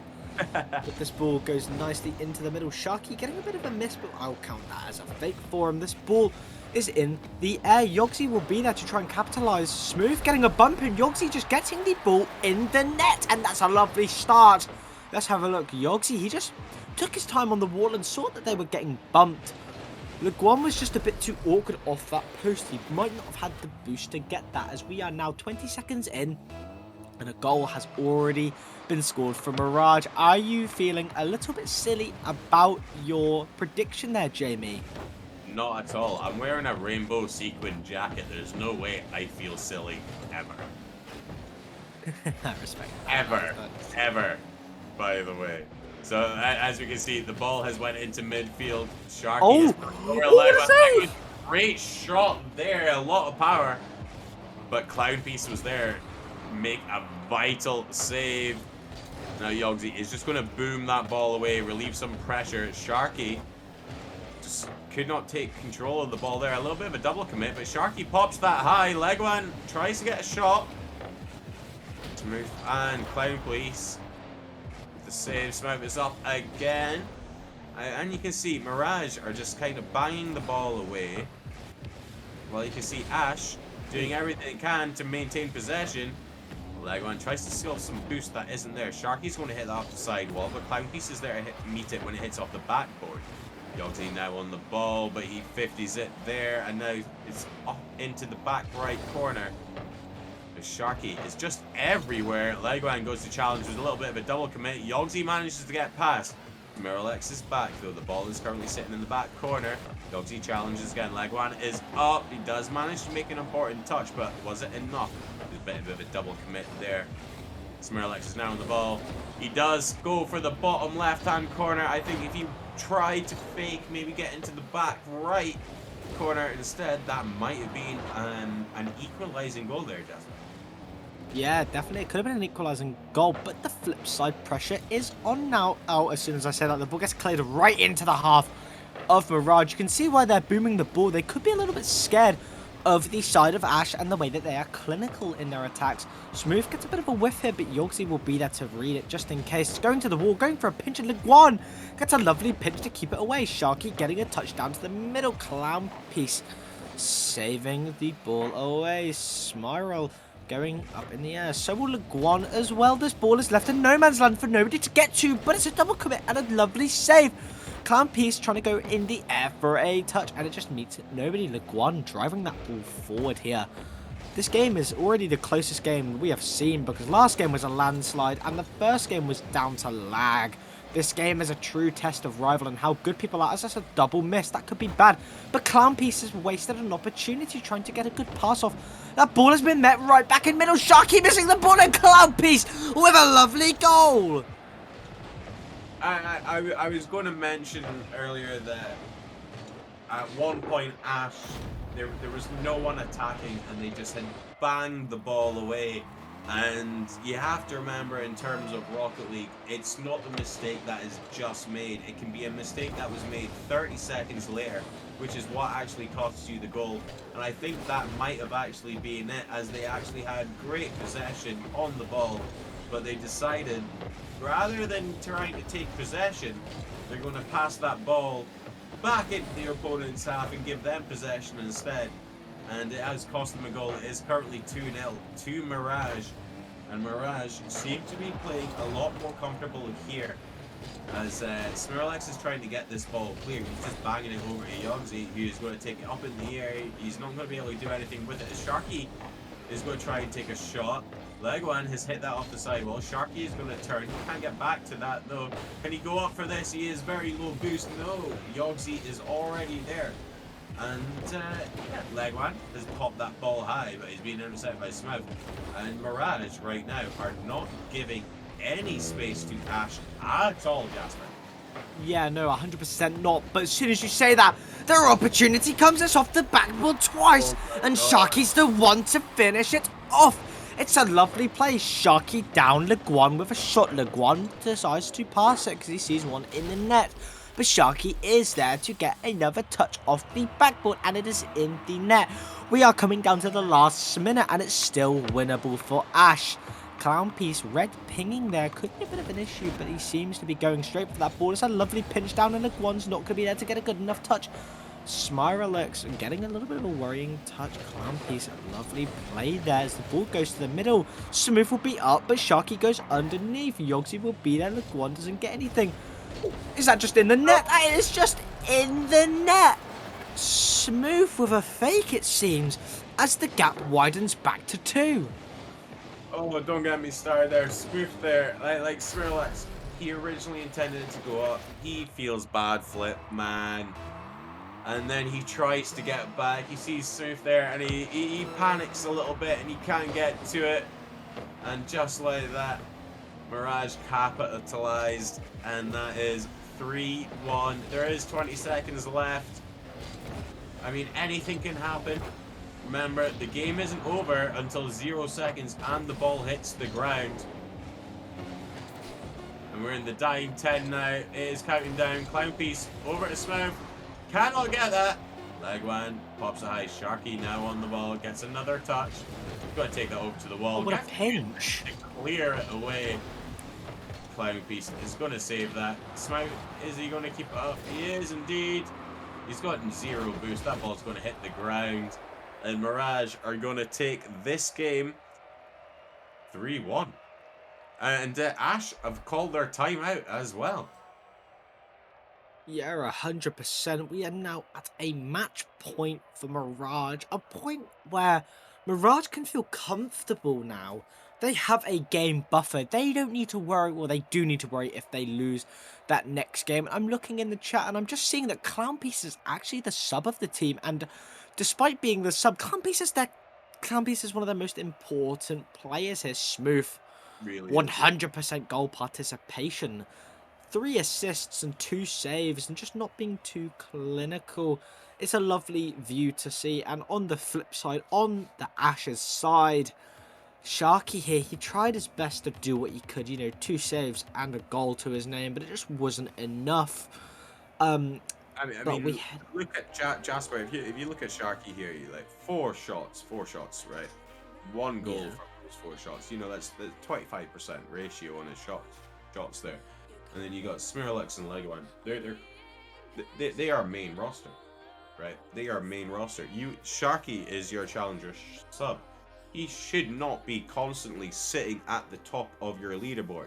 Like going over the last games that they have won, right? So in the last 3 wins for Ash, Sharky, this is including previous series by the way, last 3 games for Ash, Sharky has been the MVP. And not only has he been the MVP, he has been the MVP by like a good 100, 150 points each time. And I'm not going to say that's unacceptable, but at the same time, Smirlex, you know, Leguan, they need to be doing a lot more. Because they are main roster players. And at the moment, you've got a challenger player who's coming in, and he's peaking right now on all these players. He's putting his teammates to shame with the way he's played. And like I did say, it's not the Sharky game. It's not all about him, despite the. But he needs to do more. Not him. The other two need to do more. Jasper.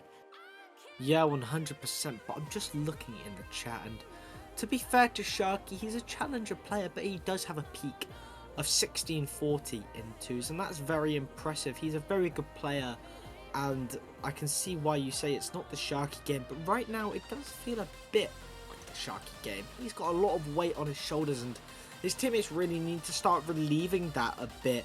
But we are coming into this next game. It is 2-1 in the series, and honestly, Beckwith Park Midnight is a beautiful map. I think this is my second favourite map out of them all, and I think we're ending our timeout time. Yeah. Yep, we are. 2-minute timeout is up. We head into the next series, and it seems like it's going to be a good one. Let's get into this, shall we? 3, 2, 1, and the clock starts now. Smooth and Smirellax on kickoff, and it's a pretty dead kickoff there. The pressure is instantly on for Ash, as the pressure is not relenting. Yogsy is still there. Leguan gets a touchdown to the middle, but it's a lovely 50 between Smooth and Sharky. Yogsy, Clownfish, getting a bit of a link-up play. That's a shot on target. I didn't see what happened. Yogsy there, getting a touch, getting a fake almost. A lovely 50 again, straight to the middle. No, cannot get the third 50. Oh my god. Leguan trying to get a double touch. Yeah, no, Jasper, that was a great little 50 there, but Clownpiece had actually turned away. I don't think he actually believed the 50 was coming his way, and because he had turned the wrong way, no one was able to capitalize. You can see Sharky here. He makes a very important touch towards the sidewall. He's got a little bit of boost as he 50s it with Yogsy. And now Leguan is up, but Smirlax is in the way of Clownpiece's shot. Yogsy backflips onto the ball to stop Smirlax, able to get in that away. Clownpiece is going to hit that high, 0 boost. Leguan is going to take that away from Sharky. Yogsy is going to hit that towards the net.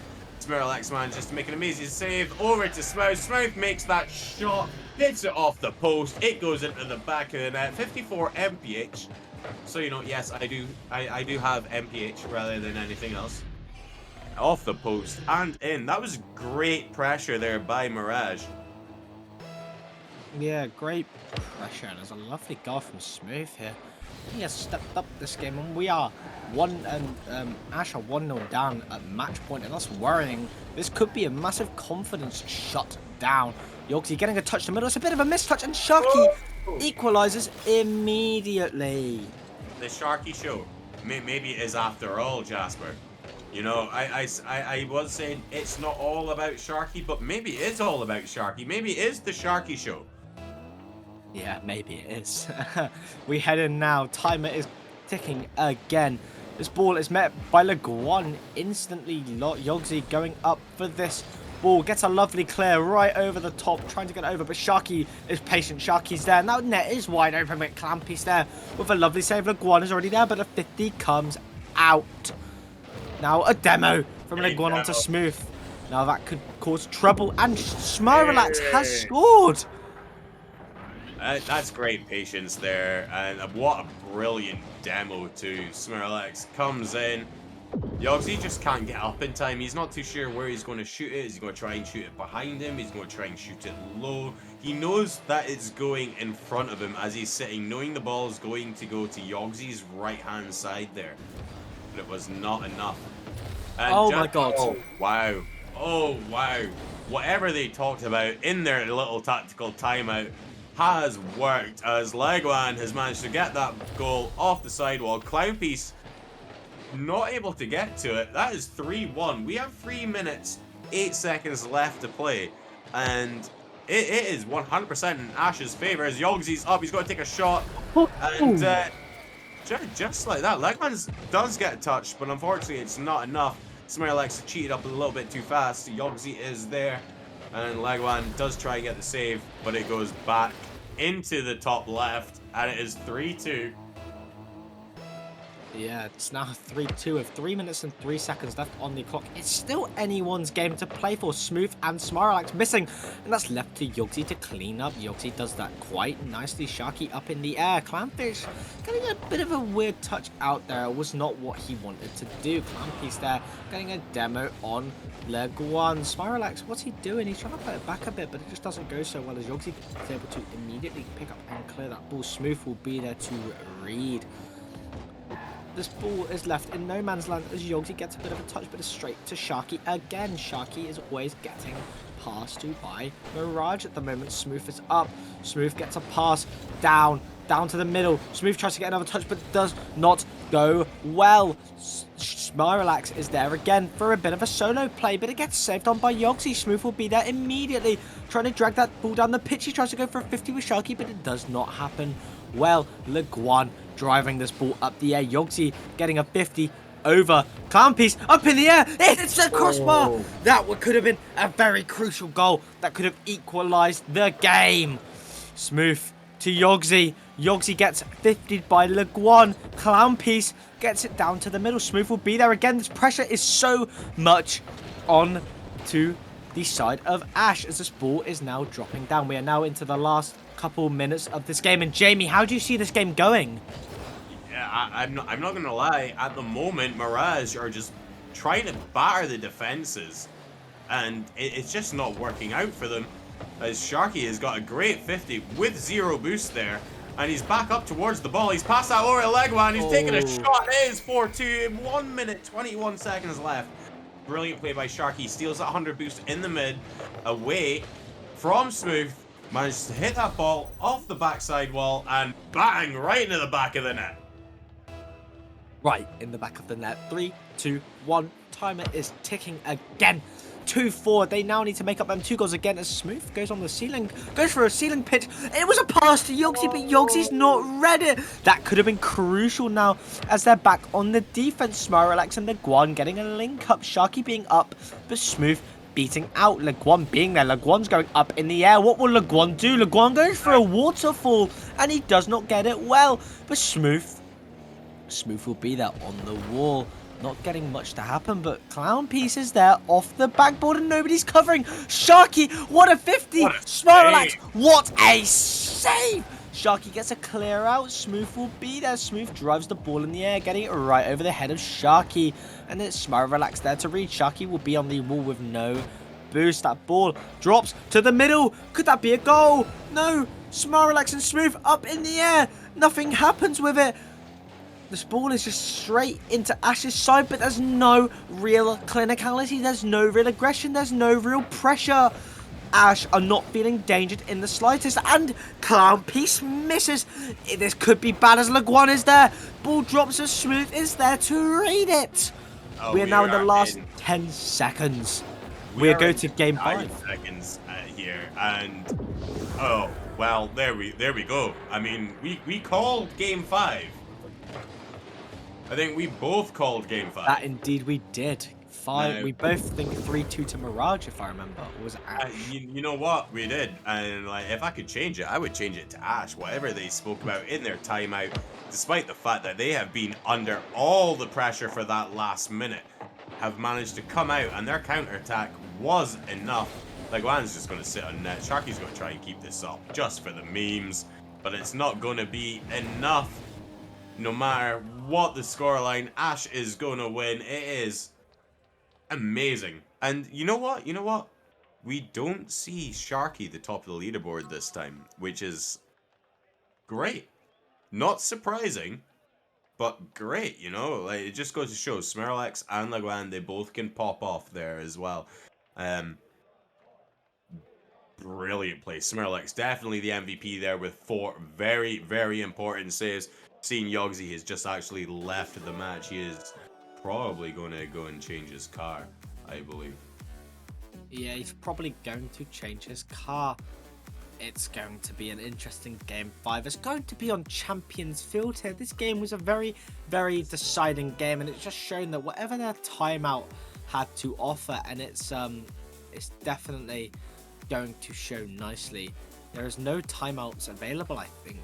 Well, Mirage have a timeout, but they're Mirage, not yeah, going to Mirage use still have it. a timeout. They are confident. They do not want to break their synergy and their pressure that they will go for. But Game 5, again, for another play-ins. I think I've casted every Game 5 and play-ins so far. We go to Champions Field, and this is the biggest deciding game. Both these teams have something to fight for, and if... Oh, Mobs is not being played, and that's going to cause uproar. 3, 2, 1, and the timer is ticking again. Jamie, who do you think is going to take this game? I'm not gonna lie. I think it's gonna be Ash. The way Ash have been playing, even despite them being under that huge amount of pressure at the end of game number 4, they still managed to come out 3 goals up. Oh, Smirlax has completely whiffs it, and I might have to eat my own hat. No, I took my hat off. I'm not going to eat it. But yeah, just the way they were coping underneath that pressure, their defensive rotations, their counter attack was just completely on point. I think this might actually be a 1-goal deciding game, and yeah, it might actually be in overtime, I think. Oh, now in overtime, that's very, very, very optimistic. I don't think it will be an overtime. I think that this is going to be a last-minute goal, maybe, but I don't think it will be a 1-goal game either. I think both teams will relent, and they will score multiple goals each. I just think this game will go right down to the wire. Sharky getting a bump on his own teammate, but Sharky being there, yep.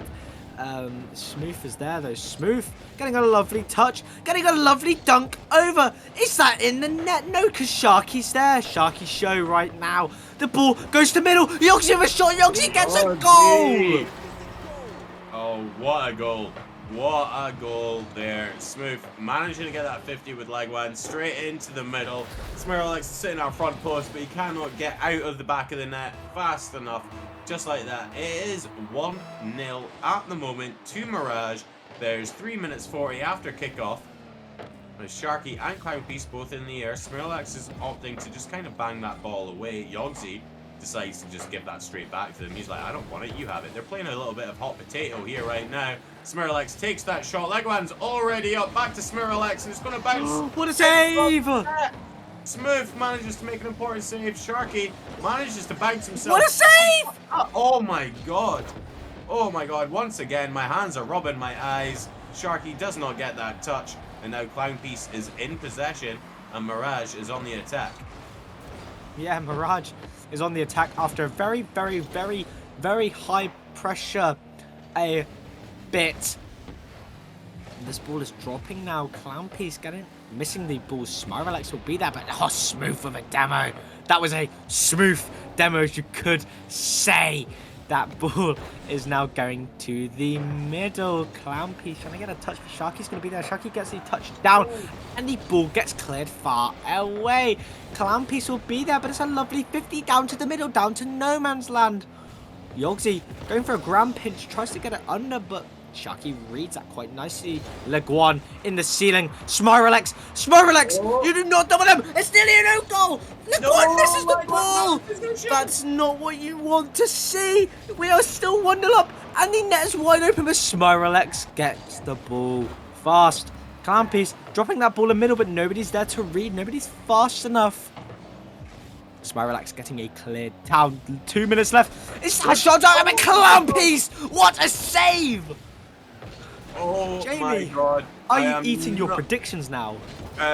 Yes, just a little bit, mate. Like I'm putting Listen to salt that! on my hat as Smouth has actually just went and made a 2-goal advantage right now to Mirage. I mean, we did previously predict this going to Mirage's favor in game number 5 as well. At the moment, though, I'm not gonna lie. Ash are definitely playing better. They're just not getting those shots past the defense. The defense of Mirage is insane.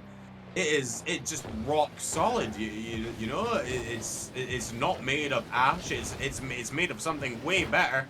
As Smirlax manages to get a huge clear. Oh, Yogsy isn't able to get a touch. Smouth has had to go up. He's been 50'd by Smirlax. And Sharky's going to try and get that past Yogsy. He can. Legoman's rotating back as fast as he can. Smith with a big demo there, but Smirlax is back. now on possession, and it's just like I don't know how to describe this at the moment, Jasper. Honestly, the way I would describe this is I describe this as perfectness from Mirage. They're playing amazing. They've got the saves. They've got the offense now. Whatever happened in the time that they took off in between game 4 and 5, that's really working smooth in the air, beating Smyrelex, but Leg 1 will be there. Yogsy not going to get anything. I hear a little bit of an echo. I'm not a fan of that. Oh my. Smooth. Leg Leg 1! No! Oh No, my god. Sharky is there. He's going to hit that high just to get a bumper or a demo. He does not. He does go for it, though. Smyrelex is just trying to keep that ball in the blue half. He's like, no. I don't want it to be orange. Yogsy with the flip reset. He doesn't get back to it as he's 50 by Smyrelex quite fast. Leg 1 now. He's got to take a shot from distance, but it goes straight towards Smouth. Ball's going to hit off the sidewall. Smouth is there to read it. Sharky's there. He goes, bangs it over straight towards Yogsy. Clown Piece gets a great demo, and it's 2-0. And it looks like Mirage are actually going to take this. Yeah, Mirage are going to take this, and that means our predictions have come true. Hey, 3-2 to Mirage. I've got 100% prediction rate today, by the way, Jasper. Oh, of course you have, Jimmy. I bet do. you'll take that with great... I bet you'll take that with great pride. I will. I'll stop casting as of now forever. Well, might be your best bet, really. yeah, that's it. Well done to everyone there, you know. Couple of amazing series we've just watched there. We've just watched Ash beat Onka in Game 5. And unfortunately, Ash have went on to lose against Mirage in Game 5 as well. So, yeah, that's it, you know, like Mirage. They started off with a 2-1, and then they lost 3-1, then they won 3-1, and then they lost 5-2, and in game number 5, they did win 2-0. It was a very interesting series. Game 5 is what I love to see here. And honestly, I really enjoyed this cast. It was a very good cast, and it was a very, very intense and close game. But I will not let our streamer be here any longer. We'll give him a little bit of a break. And don't you guys go anywhere, because we will be back with the next series. I'm not sure whose series that is.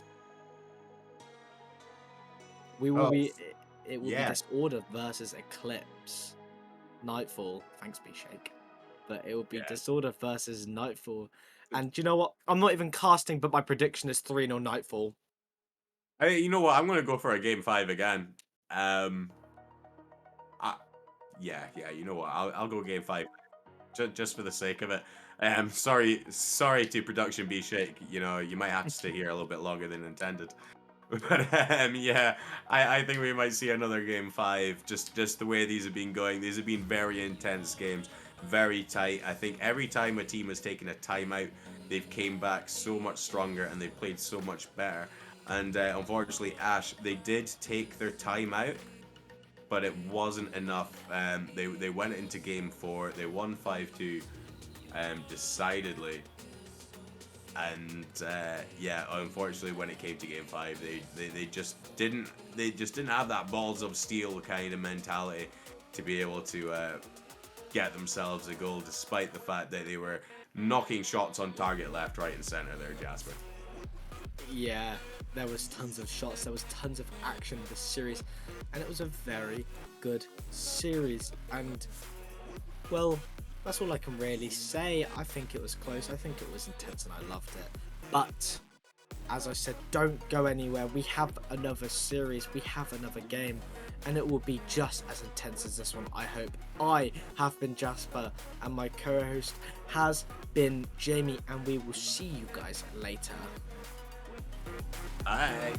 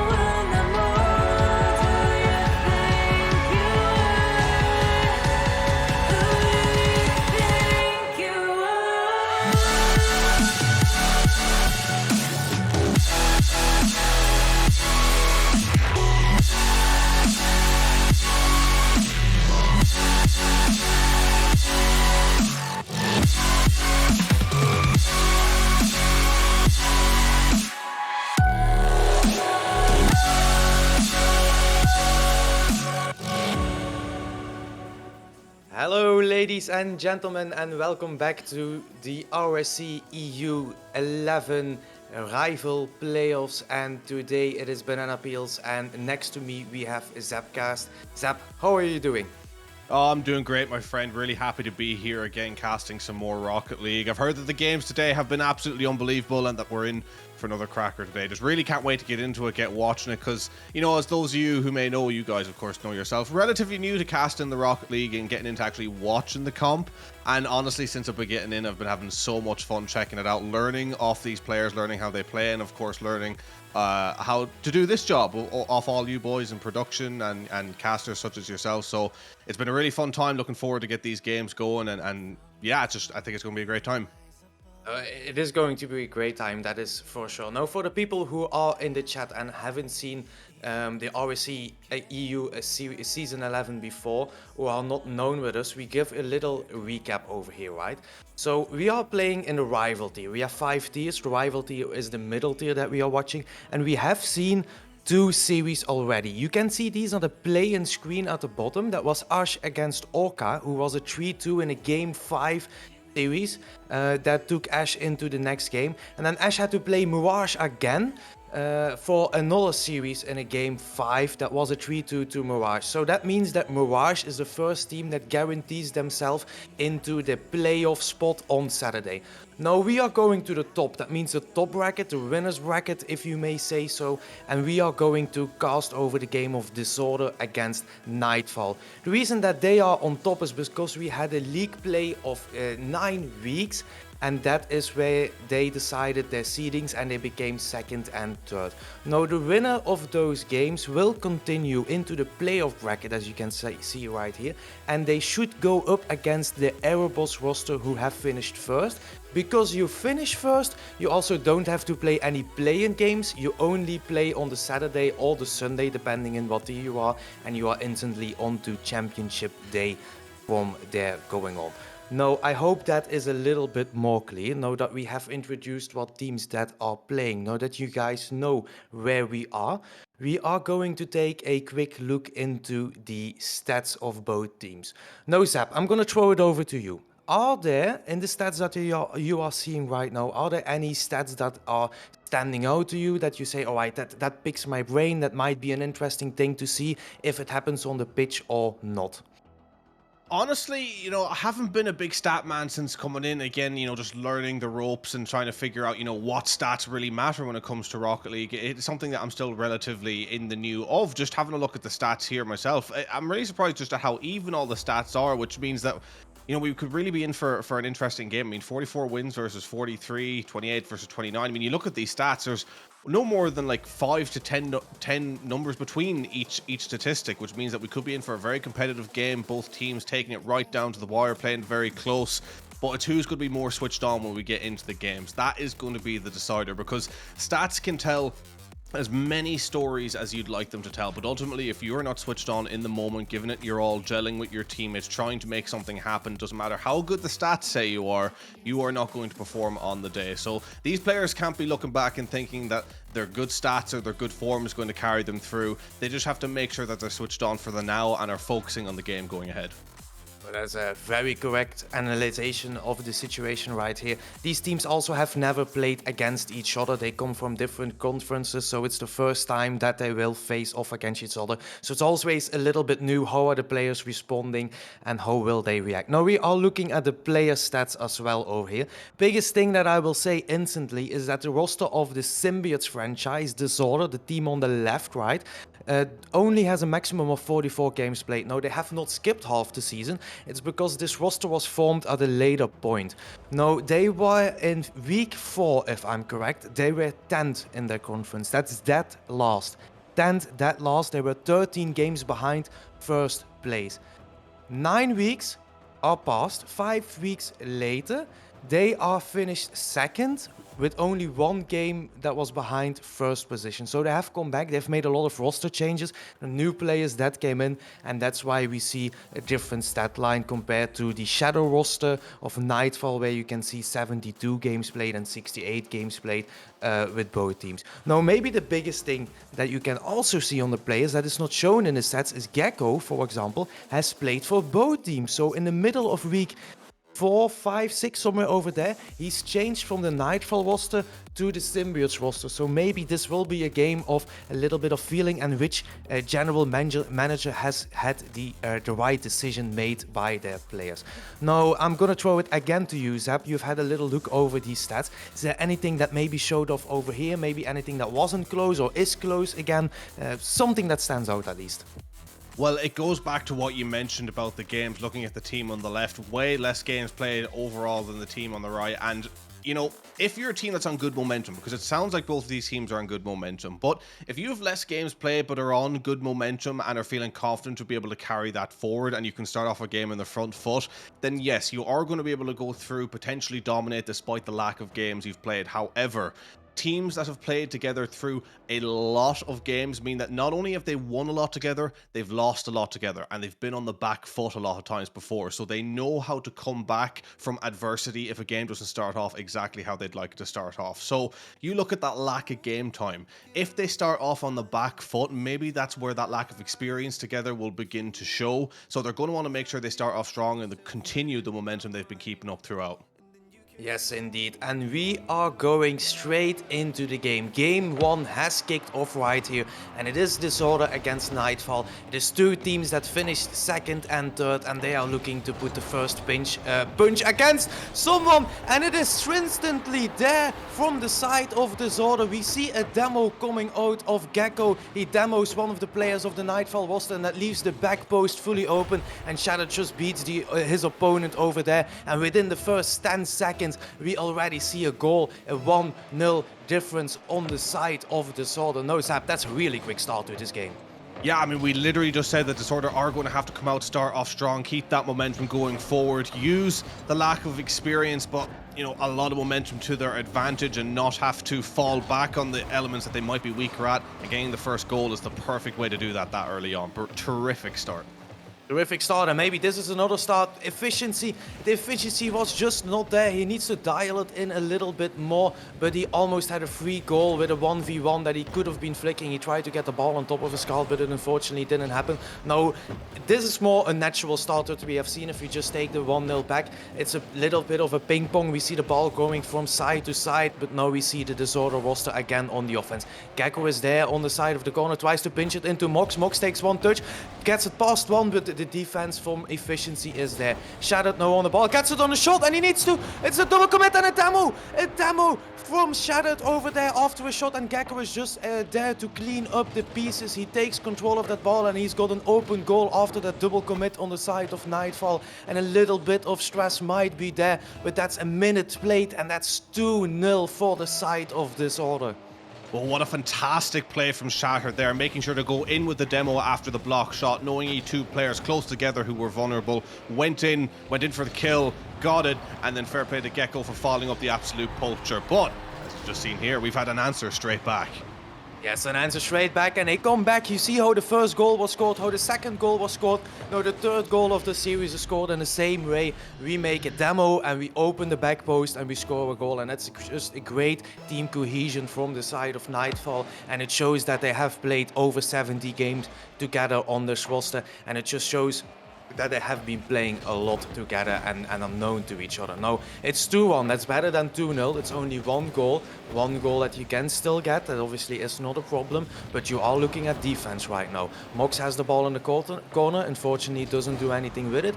KA now drops the ball, a little bit of a lag on my screen over there. Shadow now takes control of the ball, puts it mid against the backboard. Is somebody reading it? Nobody reads it. Mox doesn't read it either. No, Gecko is there, two players are faked out, and that's against the crossbar, and Shadow doesn't get the ball into the goal. He misses that shot over there. And No tries to take control of this ball, but he needs to return for defense. We see a bump on the side of Mitchell over there. Shadat needs to 50 it, and Mitchell has to return over there to see that shot. And that's a shot from Gecko that doesn't go in. It's on top of the crossbar as well. And it's a little bit back and forth. And it seems that the crossbar and the side are just the worst enemy of the Disorder roster right now. Yeah, well, the Disorder roster are really sort of capitalizing on the, and you know, excuse the pun if you will, with the name, but the disorder of this game so far. No team has really showed clear dominance and just been overall controlling the game. It's been very back and forth, but when you look at the key chances, Disorder have been the ones that seem to have more control. They seem to be taking the better shots, but again, we alluded to it earlier about the amount of game time that this Nightfall team has had. The fact that they were 2-0 down, were getting really outplayed to begin with, have now come back, got a goal, and still seem to be remaining calm in this push forward. It just really, again, shows their experience and shows that even if they're 2-3 goals down, they're most certainly not out, and that's one of the things that's going to make this series incredibly tight.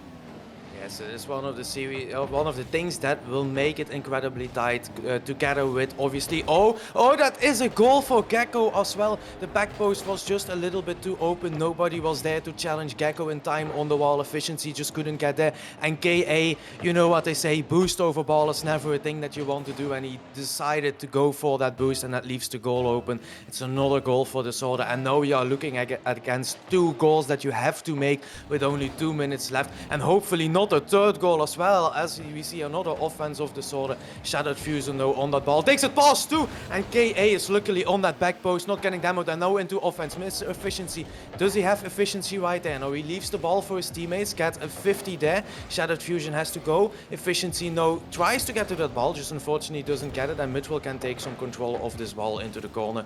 Unfortunately gets his boost stolen as well, and we see offense again. No, it's back to a little bit of a side. Oh my, and that's a great save by the side of Nightfall, and Nightfall definitely has to have a lot more defense than the side of Disorder needs to have at this moment. Yeah, Disorder are beginning to look more and more dangerous as this game goes on. Nightfall falling out of it now, and as I said, only 1 minute now to get those 2 goals that they need to tie it up. This game, number 1, is quickly looking out of their reach. That shot came in, that was close. A second one, nearly there. Can they squeeze this in? They do.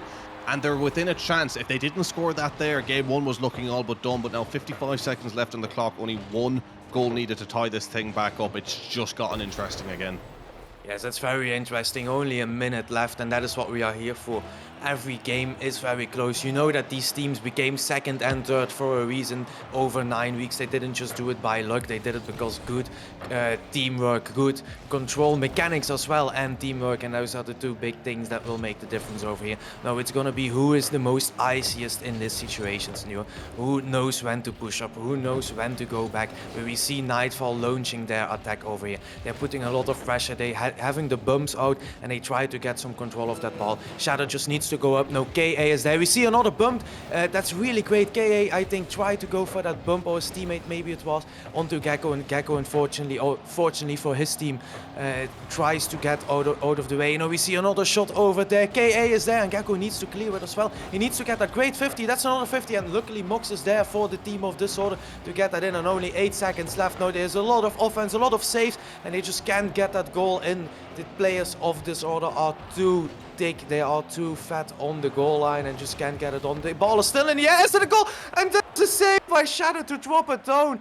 And that is the first game for Disorder, but that was one hell of an ending, and that just could have gone to both sides. No, that is a game to introduce RSC to you.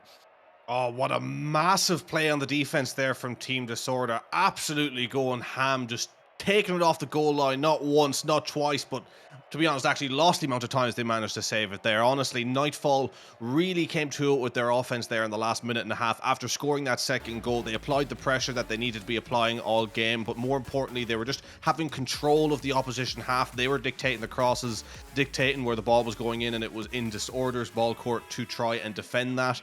Disorder just done an absolutely fantastic job there of the defense. However, Nightfall, because of that last minute and a half, will have a lot of positives going into game number 2 now, where they will feel they're going to be able to damage this Disorder team. But Disorder, for the large part, were the better team throughout the rest of the game. So if they can switch that momentum back on that they had in the first 3.5 minutes, then Nightfall are in big trouble. Yes, they are. It just depends on however they show up in that moment, who takes control of those balls and who will go for it as we are loading into the next game. We are on Forbidden Temple now.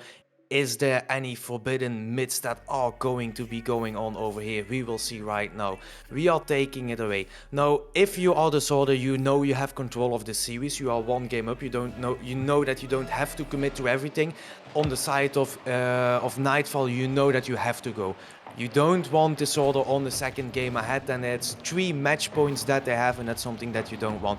No, it's instantly offense on the side of Disorder again. Shattered Fusion unfortunately just misses the ball. He tries to get it back. No, KA is there. Takes it not past 1 because he gets demoed on the defense by Shattered. Mithril is now there, and he is statistically wise their best player, and unfortunately almost gets a shot, and then almost the second followed by KA, but there's just too many defenders of the side of Disorder there to keep control of that ball, and that was a great first chance by the roster of Nightfall to go up, but unfortunately it just didn't go in right now. Yeah, Nightfall really getting warm in this series on the overall now, having some really good attacking opportunities that are being defended brilliantly by Disorder. Nightfall got to switch it up a little bit in how they're going for the attacks. Why they got that goal right there was a fantastic goal they scored, to be fair, but they need to get someone on that goal line starting to hit the demolitions on Disorder and disrupting the goal line. As they just did there, I actually believe Shattered was hit out of the way by KA, if I did see that replay correctly. So they're doing exactly what I said they needed to do in that instance, is just start disrupting that goal line so they can start squeezing those shots in. Fantastic start from Nightfall. More fantastic starts as they go up 2-0 by a great flick by KA. They do a perfect challenge on that kickoff. KA takes control, and Shattered Fusion just doesn't have enough boost to get back fast enough.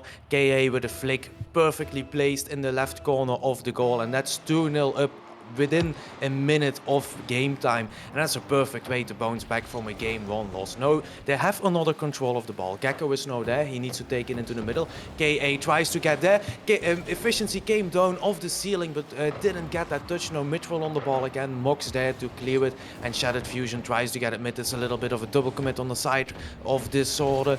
Mox is there. Does Gecko turn for that ball? Is that in? Yes, that is in. The defense of Nightfall just wasn't there in the time, and that's 1-2. That's an unfortunate goal to give away. That's just too pushed up when you are 2 goals up, and that is a reason to go 2-1 against this roster. Yeah, it was quite a poor goal to give away in the end. Look at the end up, he managed to squeeze it in, so fantastic shot. But Nightfall were in a position to expose a potential weakness in Disorder by putting them on the back foot, as we talked about at the beginning of this series. That lack of experience and cohesion that they have together. You know, Nightfall may have been able to capitalize that on this instance. They have not, and now Disorder have that goal. They've realized that they're back on the front foot again in terms of the momentum of this game. Now both teams are just going to be focused on doing what they have to do throughout this entire game too, which is trying to establish control going forward. And while at the start it looked like Nightfall had good control, it's now looking like Disorder are growing into this game 2, very similarly to how Nightfall began to grow into game 1.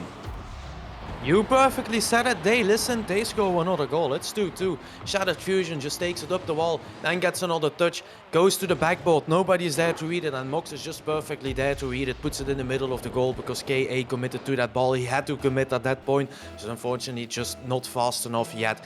No, 2-2. That's 2 minutes past. First minute was fully in control of Nightfall. Second minute was fully in control of Disorder. Now it's drawn again. That's 2-2. That's great ice in the veins of that Disorder roster to just keep your control, keep calm, keep the game playing that you was, and you know that you are there. Now Mithril tries to get that touch, unfortunately just doesn't have it. KA no there, gets 50'd by Mox. Gecko has to get control of the ball. He does get the shot off, it's not there. Shattered Fusion not there in time. Mr. Efficiency gets rotated back perfectly. 60 boost, got control of the ball. Mithril no up as well, takes it past 1. Efficiency tries to 50 it with there. Mox no there in the corner, also doesn't read it. Efficiency no back into the corner. Shattered is up for that ball. He gets that mid, and Mithril is the only one back there over there, and nobody there from the roster of Disorder to follow that up. So it's a bit of back and forth. Now that ball goes mid.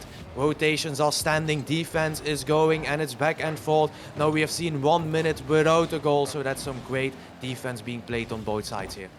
Yeah, the defense game beginning to get better from both sides. To be honest, you look at the score, and while, you know, it is even at the moment, and Nightfall have had some great moments, and I don't mean this comment in a way to take away from them whatsoever, But Disorder have proven themselves at the moment to be better on offense, in that their shots just seem to be way better and way more accurate. And then they also seem to be better on defense, because we've seen Nightfall come in with a large quantity of shots, but they've been saved really well by Disorder. In fact, narrowly managed to save that one there, but Nightfall scoring a fantastic goal to go back into the lead.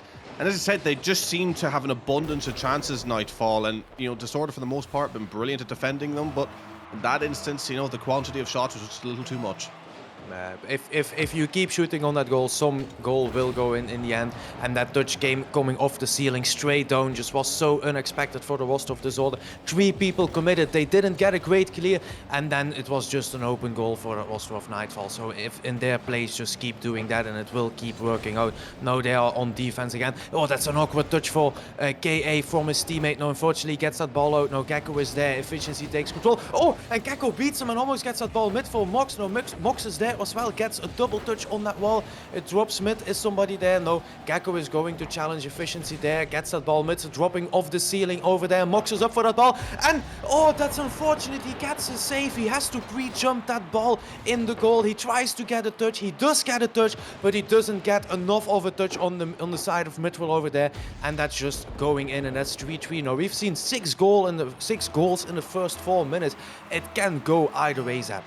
Yeah, this game number 2 is really on a knife edge at the moment. Can go either way. You have to praise both teams in the way that they've been playing. While there has been mistakes on both sides, it's certainly led to what has been a really, really entertaining game to watch. Nightfall nearly doing enough on the defense there, but the quality of the pass up and the shot from Disorder was just enough to get that ball past. And to be honest, I see this one going into an overtime, because both of these teams are placed really, really evenly here at the moment. Either one could score, but I think the defenses are going to hold out. I hope the defenses are going to hold out and you break the caster curse, because now you said it, it's probably not going to be an OT, but we'll have to see about that. Now Shattered Fusion has control of the ball. He rotated from the attack into attack again, tries to get it off the ceiling, doesn't get there. Now Gecko is there as well, and Mox is trying to get there. Now KA way too fast on the defensive side. Efficiency tries to get it mid, and Shattered Fusion has one more touch on there. Now Gecko is there. Does he get the touch? No, he fakes the touch on it, goes on the bottom corner but doesn't go in, and then it's a little bit awkward on the defensive side of Nightfall, but they just get it out, and with 2 seconds left, it's surely going to be an OT of this game 2, and that is going to be very close, because the next goal will decide which team is going to win this series. And finally we have that OT. Next goal will decide, and it's a big game as well. Will you either go 1-1 or will you go down 2-0 or 2-0 up, depending on which side you are? That is what they are fighting for at the moment. Well, I just got to take a moment to congratulate myself here, breaking the caster curse, calling the overtime, and it came in. And I just got to say, I'm really thankful we're getting overtime in this game, because it is so competitive. And just from the spectator point of view, enjoying both of these teams playing at the top level, it's so much fun seeing them battle it out. And for however long this overtime goes on, I'll be happy to see it. Yes, we'll be happy to see it. Now probably either it's going to be a 1 minute overtime or 15 minutes. It's one of those 2 ways that it usually goes. Now KA is only on the defense there, and it's just a great save putting it into the corner. Now his teammates are finally there to reconnect on the defensive side, and it's a lot more offensive side of the Disorder roster right here. Now KA has control. Shattered meets him in the middle of the air on that middle side of the pitch as well, and Efficiency now takes control of it. Now Gecko misses the ball there, and that's a shot on, and that just goes just past the goal, and Mox was caught out. Unfortunately, he thought his teammate had control of that ball, but he didn't, and now that takes away. And that's a demo on KA by Gecko. Now, let's see if Disorder is able to take control of that.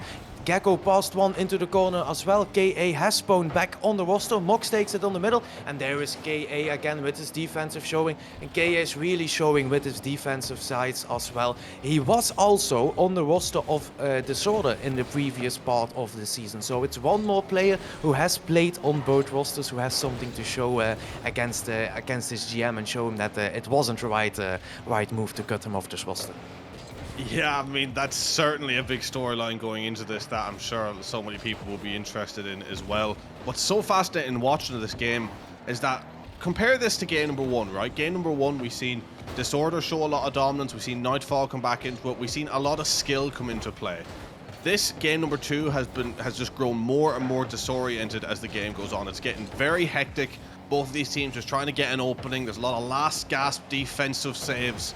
Yeah, it's honestly such a hard one to call, but a brilliant shot. And Gecko gets the goal for Disorder. Yes, that's just another, Shatter tried to go for a demo there, it just unfortunately didn't work out. No, Mitchell had to commit to that ball and KA wasn't back in time. Normally he is there, he's been a defensive rock for that team of Nightfall, but he didn't get there in time, and now Disorder go 2-0 up on the Nightfall roster. Maybe a stat line that we didn't expect before the game started, but unfortunately it is still there. And we are looking at the stats and you see it. 2 players that really showed up on the Disorder roster. Mox with 700 score and 3 goals out of 4, and Gecko with a goal and 400 score. On the other side, Mr. Efficiency, he was pretty efficient. 3 shots, 2 goals. That's about 66 shooting percentage. That's pretty accurate. 4 saves as well, so that works out. But unfortunately, just not enough to get that second game victory. No, backs against the wall for Nightfall. Do you think they have a timeout, right? That's something in RSC that we have. We have a timeout that they can take from 2 minutes. Do you think they are taking it, or should they take it? To be honest, I don't think they should take it. They should go right into this game 3, because that game number 2 was so close. And compare that as well to game number 1, how they slowly but surely grow into that over time. This seems to be a team that the more they are playing, the more comfortable that they get. So Nightfall are going to want to go straight into this one, no breaks, keep up their momentum, because ultimately it went to an overtime that they just about lost due to a good opportunity. They were so close to seeing that one out and tying this one up. It's so unfortunate from their point of view that they're 2-0 down, but they can definitely come back in this one. It's not over by any means, but they just got to try and keep that momentum that they've built up going. So no breaks, straight into it and get this game going. Yes, game going, that is indeed what we are going. Game 3, backs against the wall for this Nightfall roster. Do you go down 3-0 in a sweep in the upper bracket and make this a very interesting story for the lower bracket as well? Or do you bounce back and go 2-1 and give this another shot at a win and staying into upper bracket? Now we will see. They come out with a lot of pressure on the offensive side from that Nightfall, so clearly the break was not needed at the moment. KA now tries to put it mid, doesn't get the touch that he wanted, and he puts it mid. Gecko though takes control. Mitchell is now there, very low boost into the corner, takes it past Shattered. No, Shattered still takes there. Mox on the ball, doesn't get the touch. No, it's there. Efficiency turns for that ball and he gets that bump, and then it's a demo by Mox, and then he tries to save it and he saves it out of the goal by Shattered. Oh my god, what have we just seen? Put that on VAR review, please, because that is something that we have to see a second time. What has just happened for the Disorder roster and Nightfall? And that might be a mental break that is not good on the side of Nightfall. Yeah, so close yet so far we're getting that in, but ultimately only 1 minute is gone. If that had happened with a minute left, you could see the heart sinking, but they've plenty of time left in this game. They've shown that they can get that ball close to the net. Now they just got to get it in that final few inches and get that score going their way. Yes, now we see KA on the ball, tries to clear it. He's been a rock in defense before. Mox on the ball there, tries to put it on the Mitchell, doesn't work out. Shattered now into the corner, tries to get the touch, also doesn't work out. And now it's Efficiency on the counter attack. And Mox is the only one there. He's going to try and get them out, doesn't work out. He jumps past one and still gets a save. And that's just really smart and good defense of Mox over there to keep his roster up. And that's a demo on the side of Shattered Fusion. Now the goal is open for Mox. Gecko also almost saves it coming off the ceiling, but he just luckily doesn't get that touch, and that's just a demo that didn't work out on the other side, and 5 seconds later you get demoed on the other side and it's a goal in the back of your net, and that unfortunately is 1-0 down on the side of Nightfall. Yeah, just crucial mistake from Nightfall, not leaving a player sitting on that back post or anywhere near the goal. Left it a completely open goal, an easy shot for anyone who was there. But mind you, Vast nearly scored an absolute banger, and this could sneak in, and it does. Mr. Efficiency getting the goal, tying it all back up. As soon as the questions are asked, they come back with an answer of their own, and this could be another one that goes right down to the wire. Yes, indeed, and that's just a great play by Mitchell, one of the highest statistical players on this roster of Nightfall, to make a chance out of nothing, basically. He makes the defender do something, and then his teammate Efficiency, yeah, he's just efficient, what can you say? He puts that in a position that Gecko just couldn't save it anymore, and unfortunately that's a 1-1 on the side of Disorder. No, fortunately it's a 1-1 on the side of Nightfall, and you still keep it on the game. No, it's a more defense defense from Disorder. They have to return into defense again on Disorder side, right? Mitchell now puts it there for a great pass on KA, and Shattered is there. No, the goal is open again for Mox. Does he get that in? No, he doesn't get that in. He bumps his teammate and it still goes in. What have we seen? I'm not sure if this was Rival or this was the Prospect here. Take it away. But Shattered just bumps the opponent basically, and then Mox just puts it off the post, and that's 2-0 up. Half the game is gone over here. My God, that was absolutely hectic watching that ball go in. And I was literally just about to say as well that the high pace that we're seeing played now seemed to be suiting Nightfall, but then just a crucial mistake in missing the ball left an open chance for Disorder. And Disorder made the push and they very nearly messed it up, but of course that ball snuck in dramatic fashion. Now 1 goal in the lead with 2 minutes left. They're in a strong position to close out this series. Yes, indeed, they are in a very strong position, and you must think that they are trying to make a few little mistakes while in this game to at least get back into this.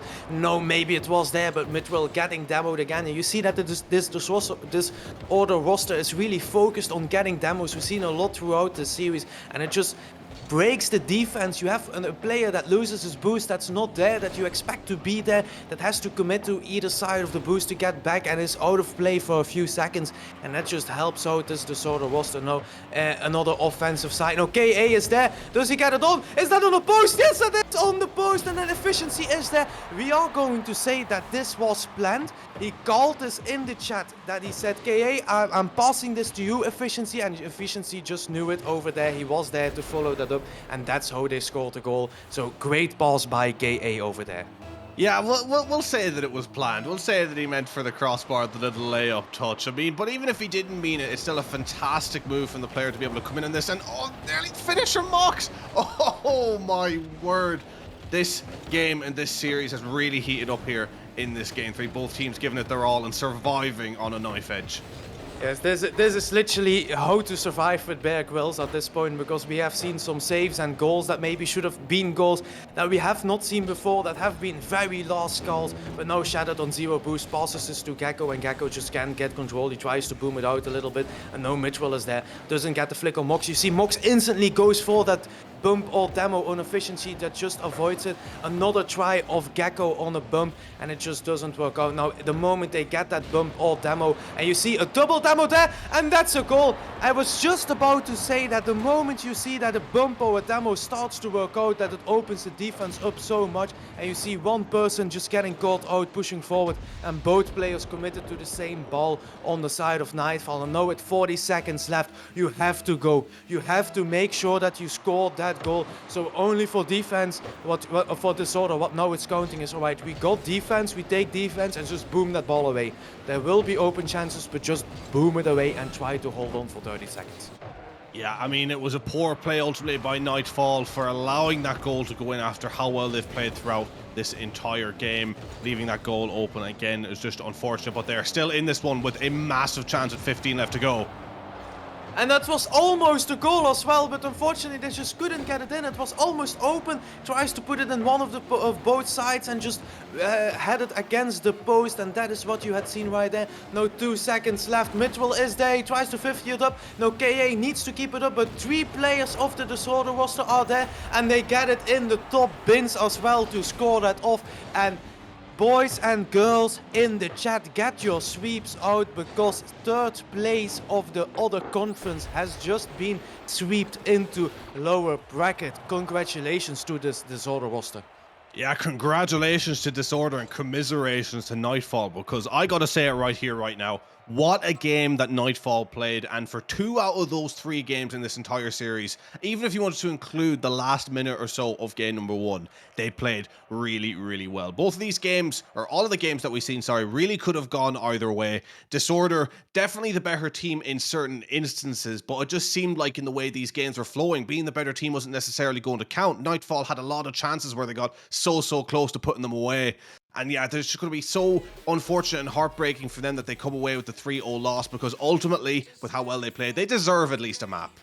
Yeah, they deserved at least a map, but then again, you're going against a Disorder roster who was in a great mindset, who have been playing very great, and we have a stats database over here at RSC as well, and we give players a rating depending on all different stats that we can collect.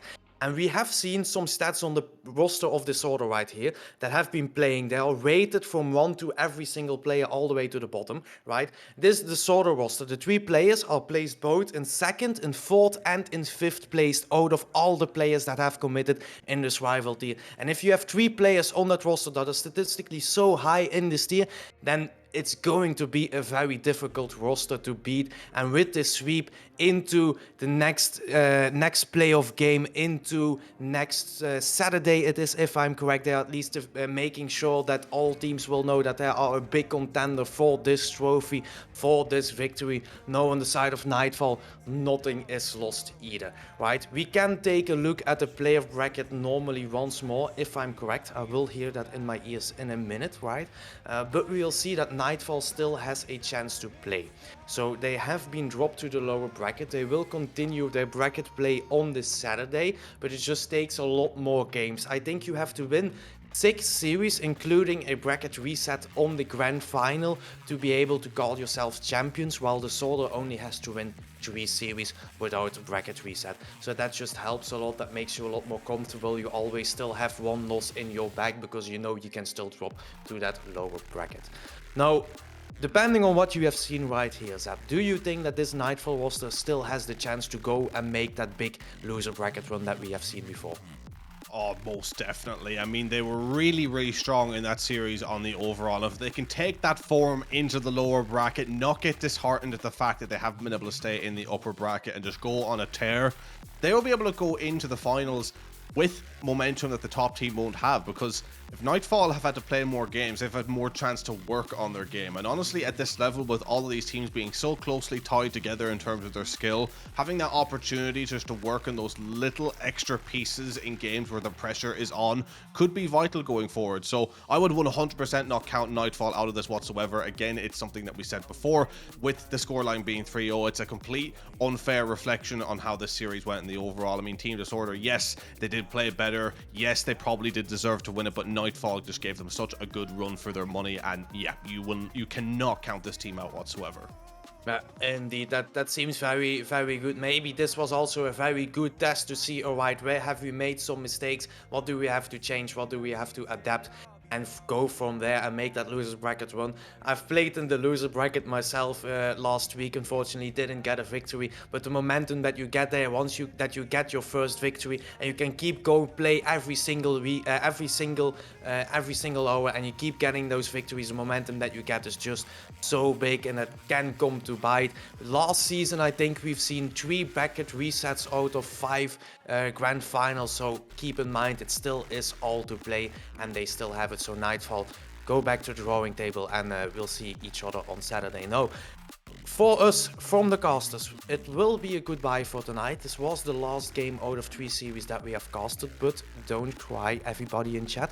We will be back tomorrow again at the same time. So we'll start at 7 GMT, 8 CET for everyone, with the other side of the play-in bracket, 2 series back to back, and then we have another play-off series in the upper bracket as well, from the upper bracket teams as well. And then further in the week, we are also going to see a tier higher, the elite tier as well, over there, and those are just a little bit extra in CMV, in level, in calculated MMR, as we say, and those gameplays will maybe see a lot more flip resets or musties or whatever the mechanics are that I can do, but we at least will see that. Now, the last thing is, I want to thank everyone. I want to thank both you, Zap. I want to thank B-Shake in the booth, who has been streaming these series for 3 hours now. I want to thank everyone in chat to be here, to make it fun and enjoyable, and to be here. And I hope that I can see everybody back tomorrow for more games, for more RSC, because we are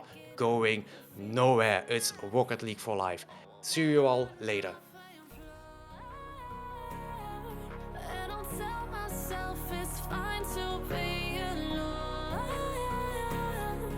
just to find somewhere that finally feels like home.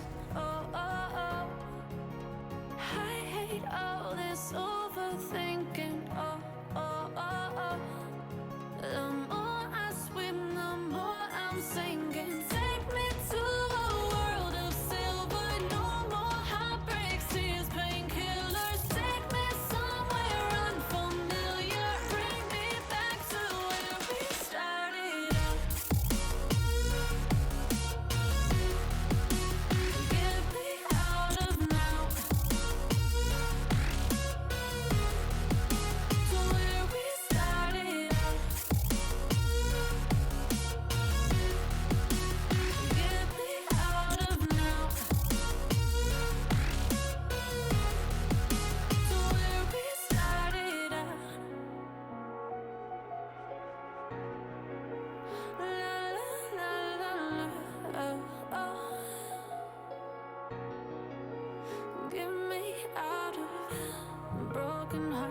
starting fights, turning truth to lies. Gotta get up, stop wasting time. Yeah, I wanna run off and fly. And I'll tell myself it's fine to be alone, just to find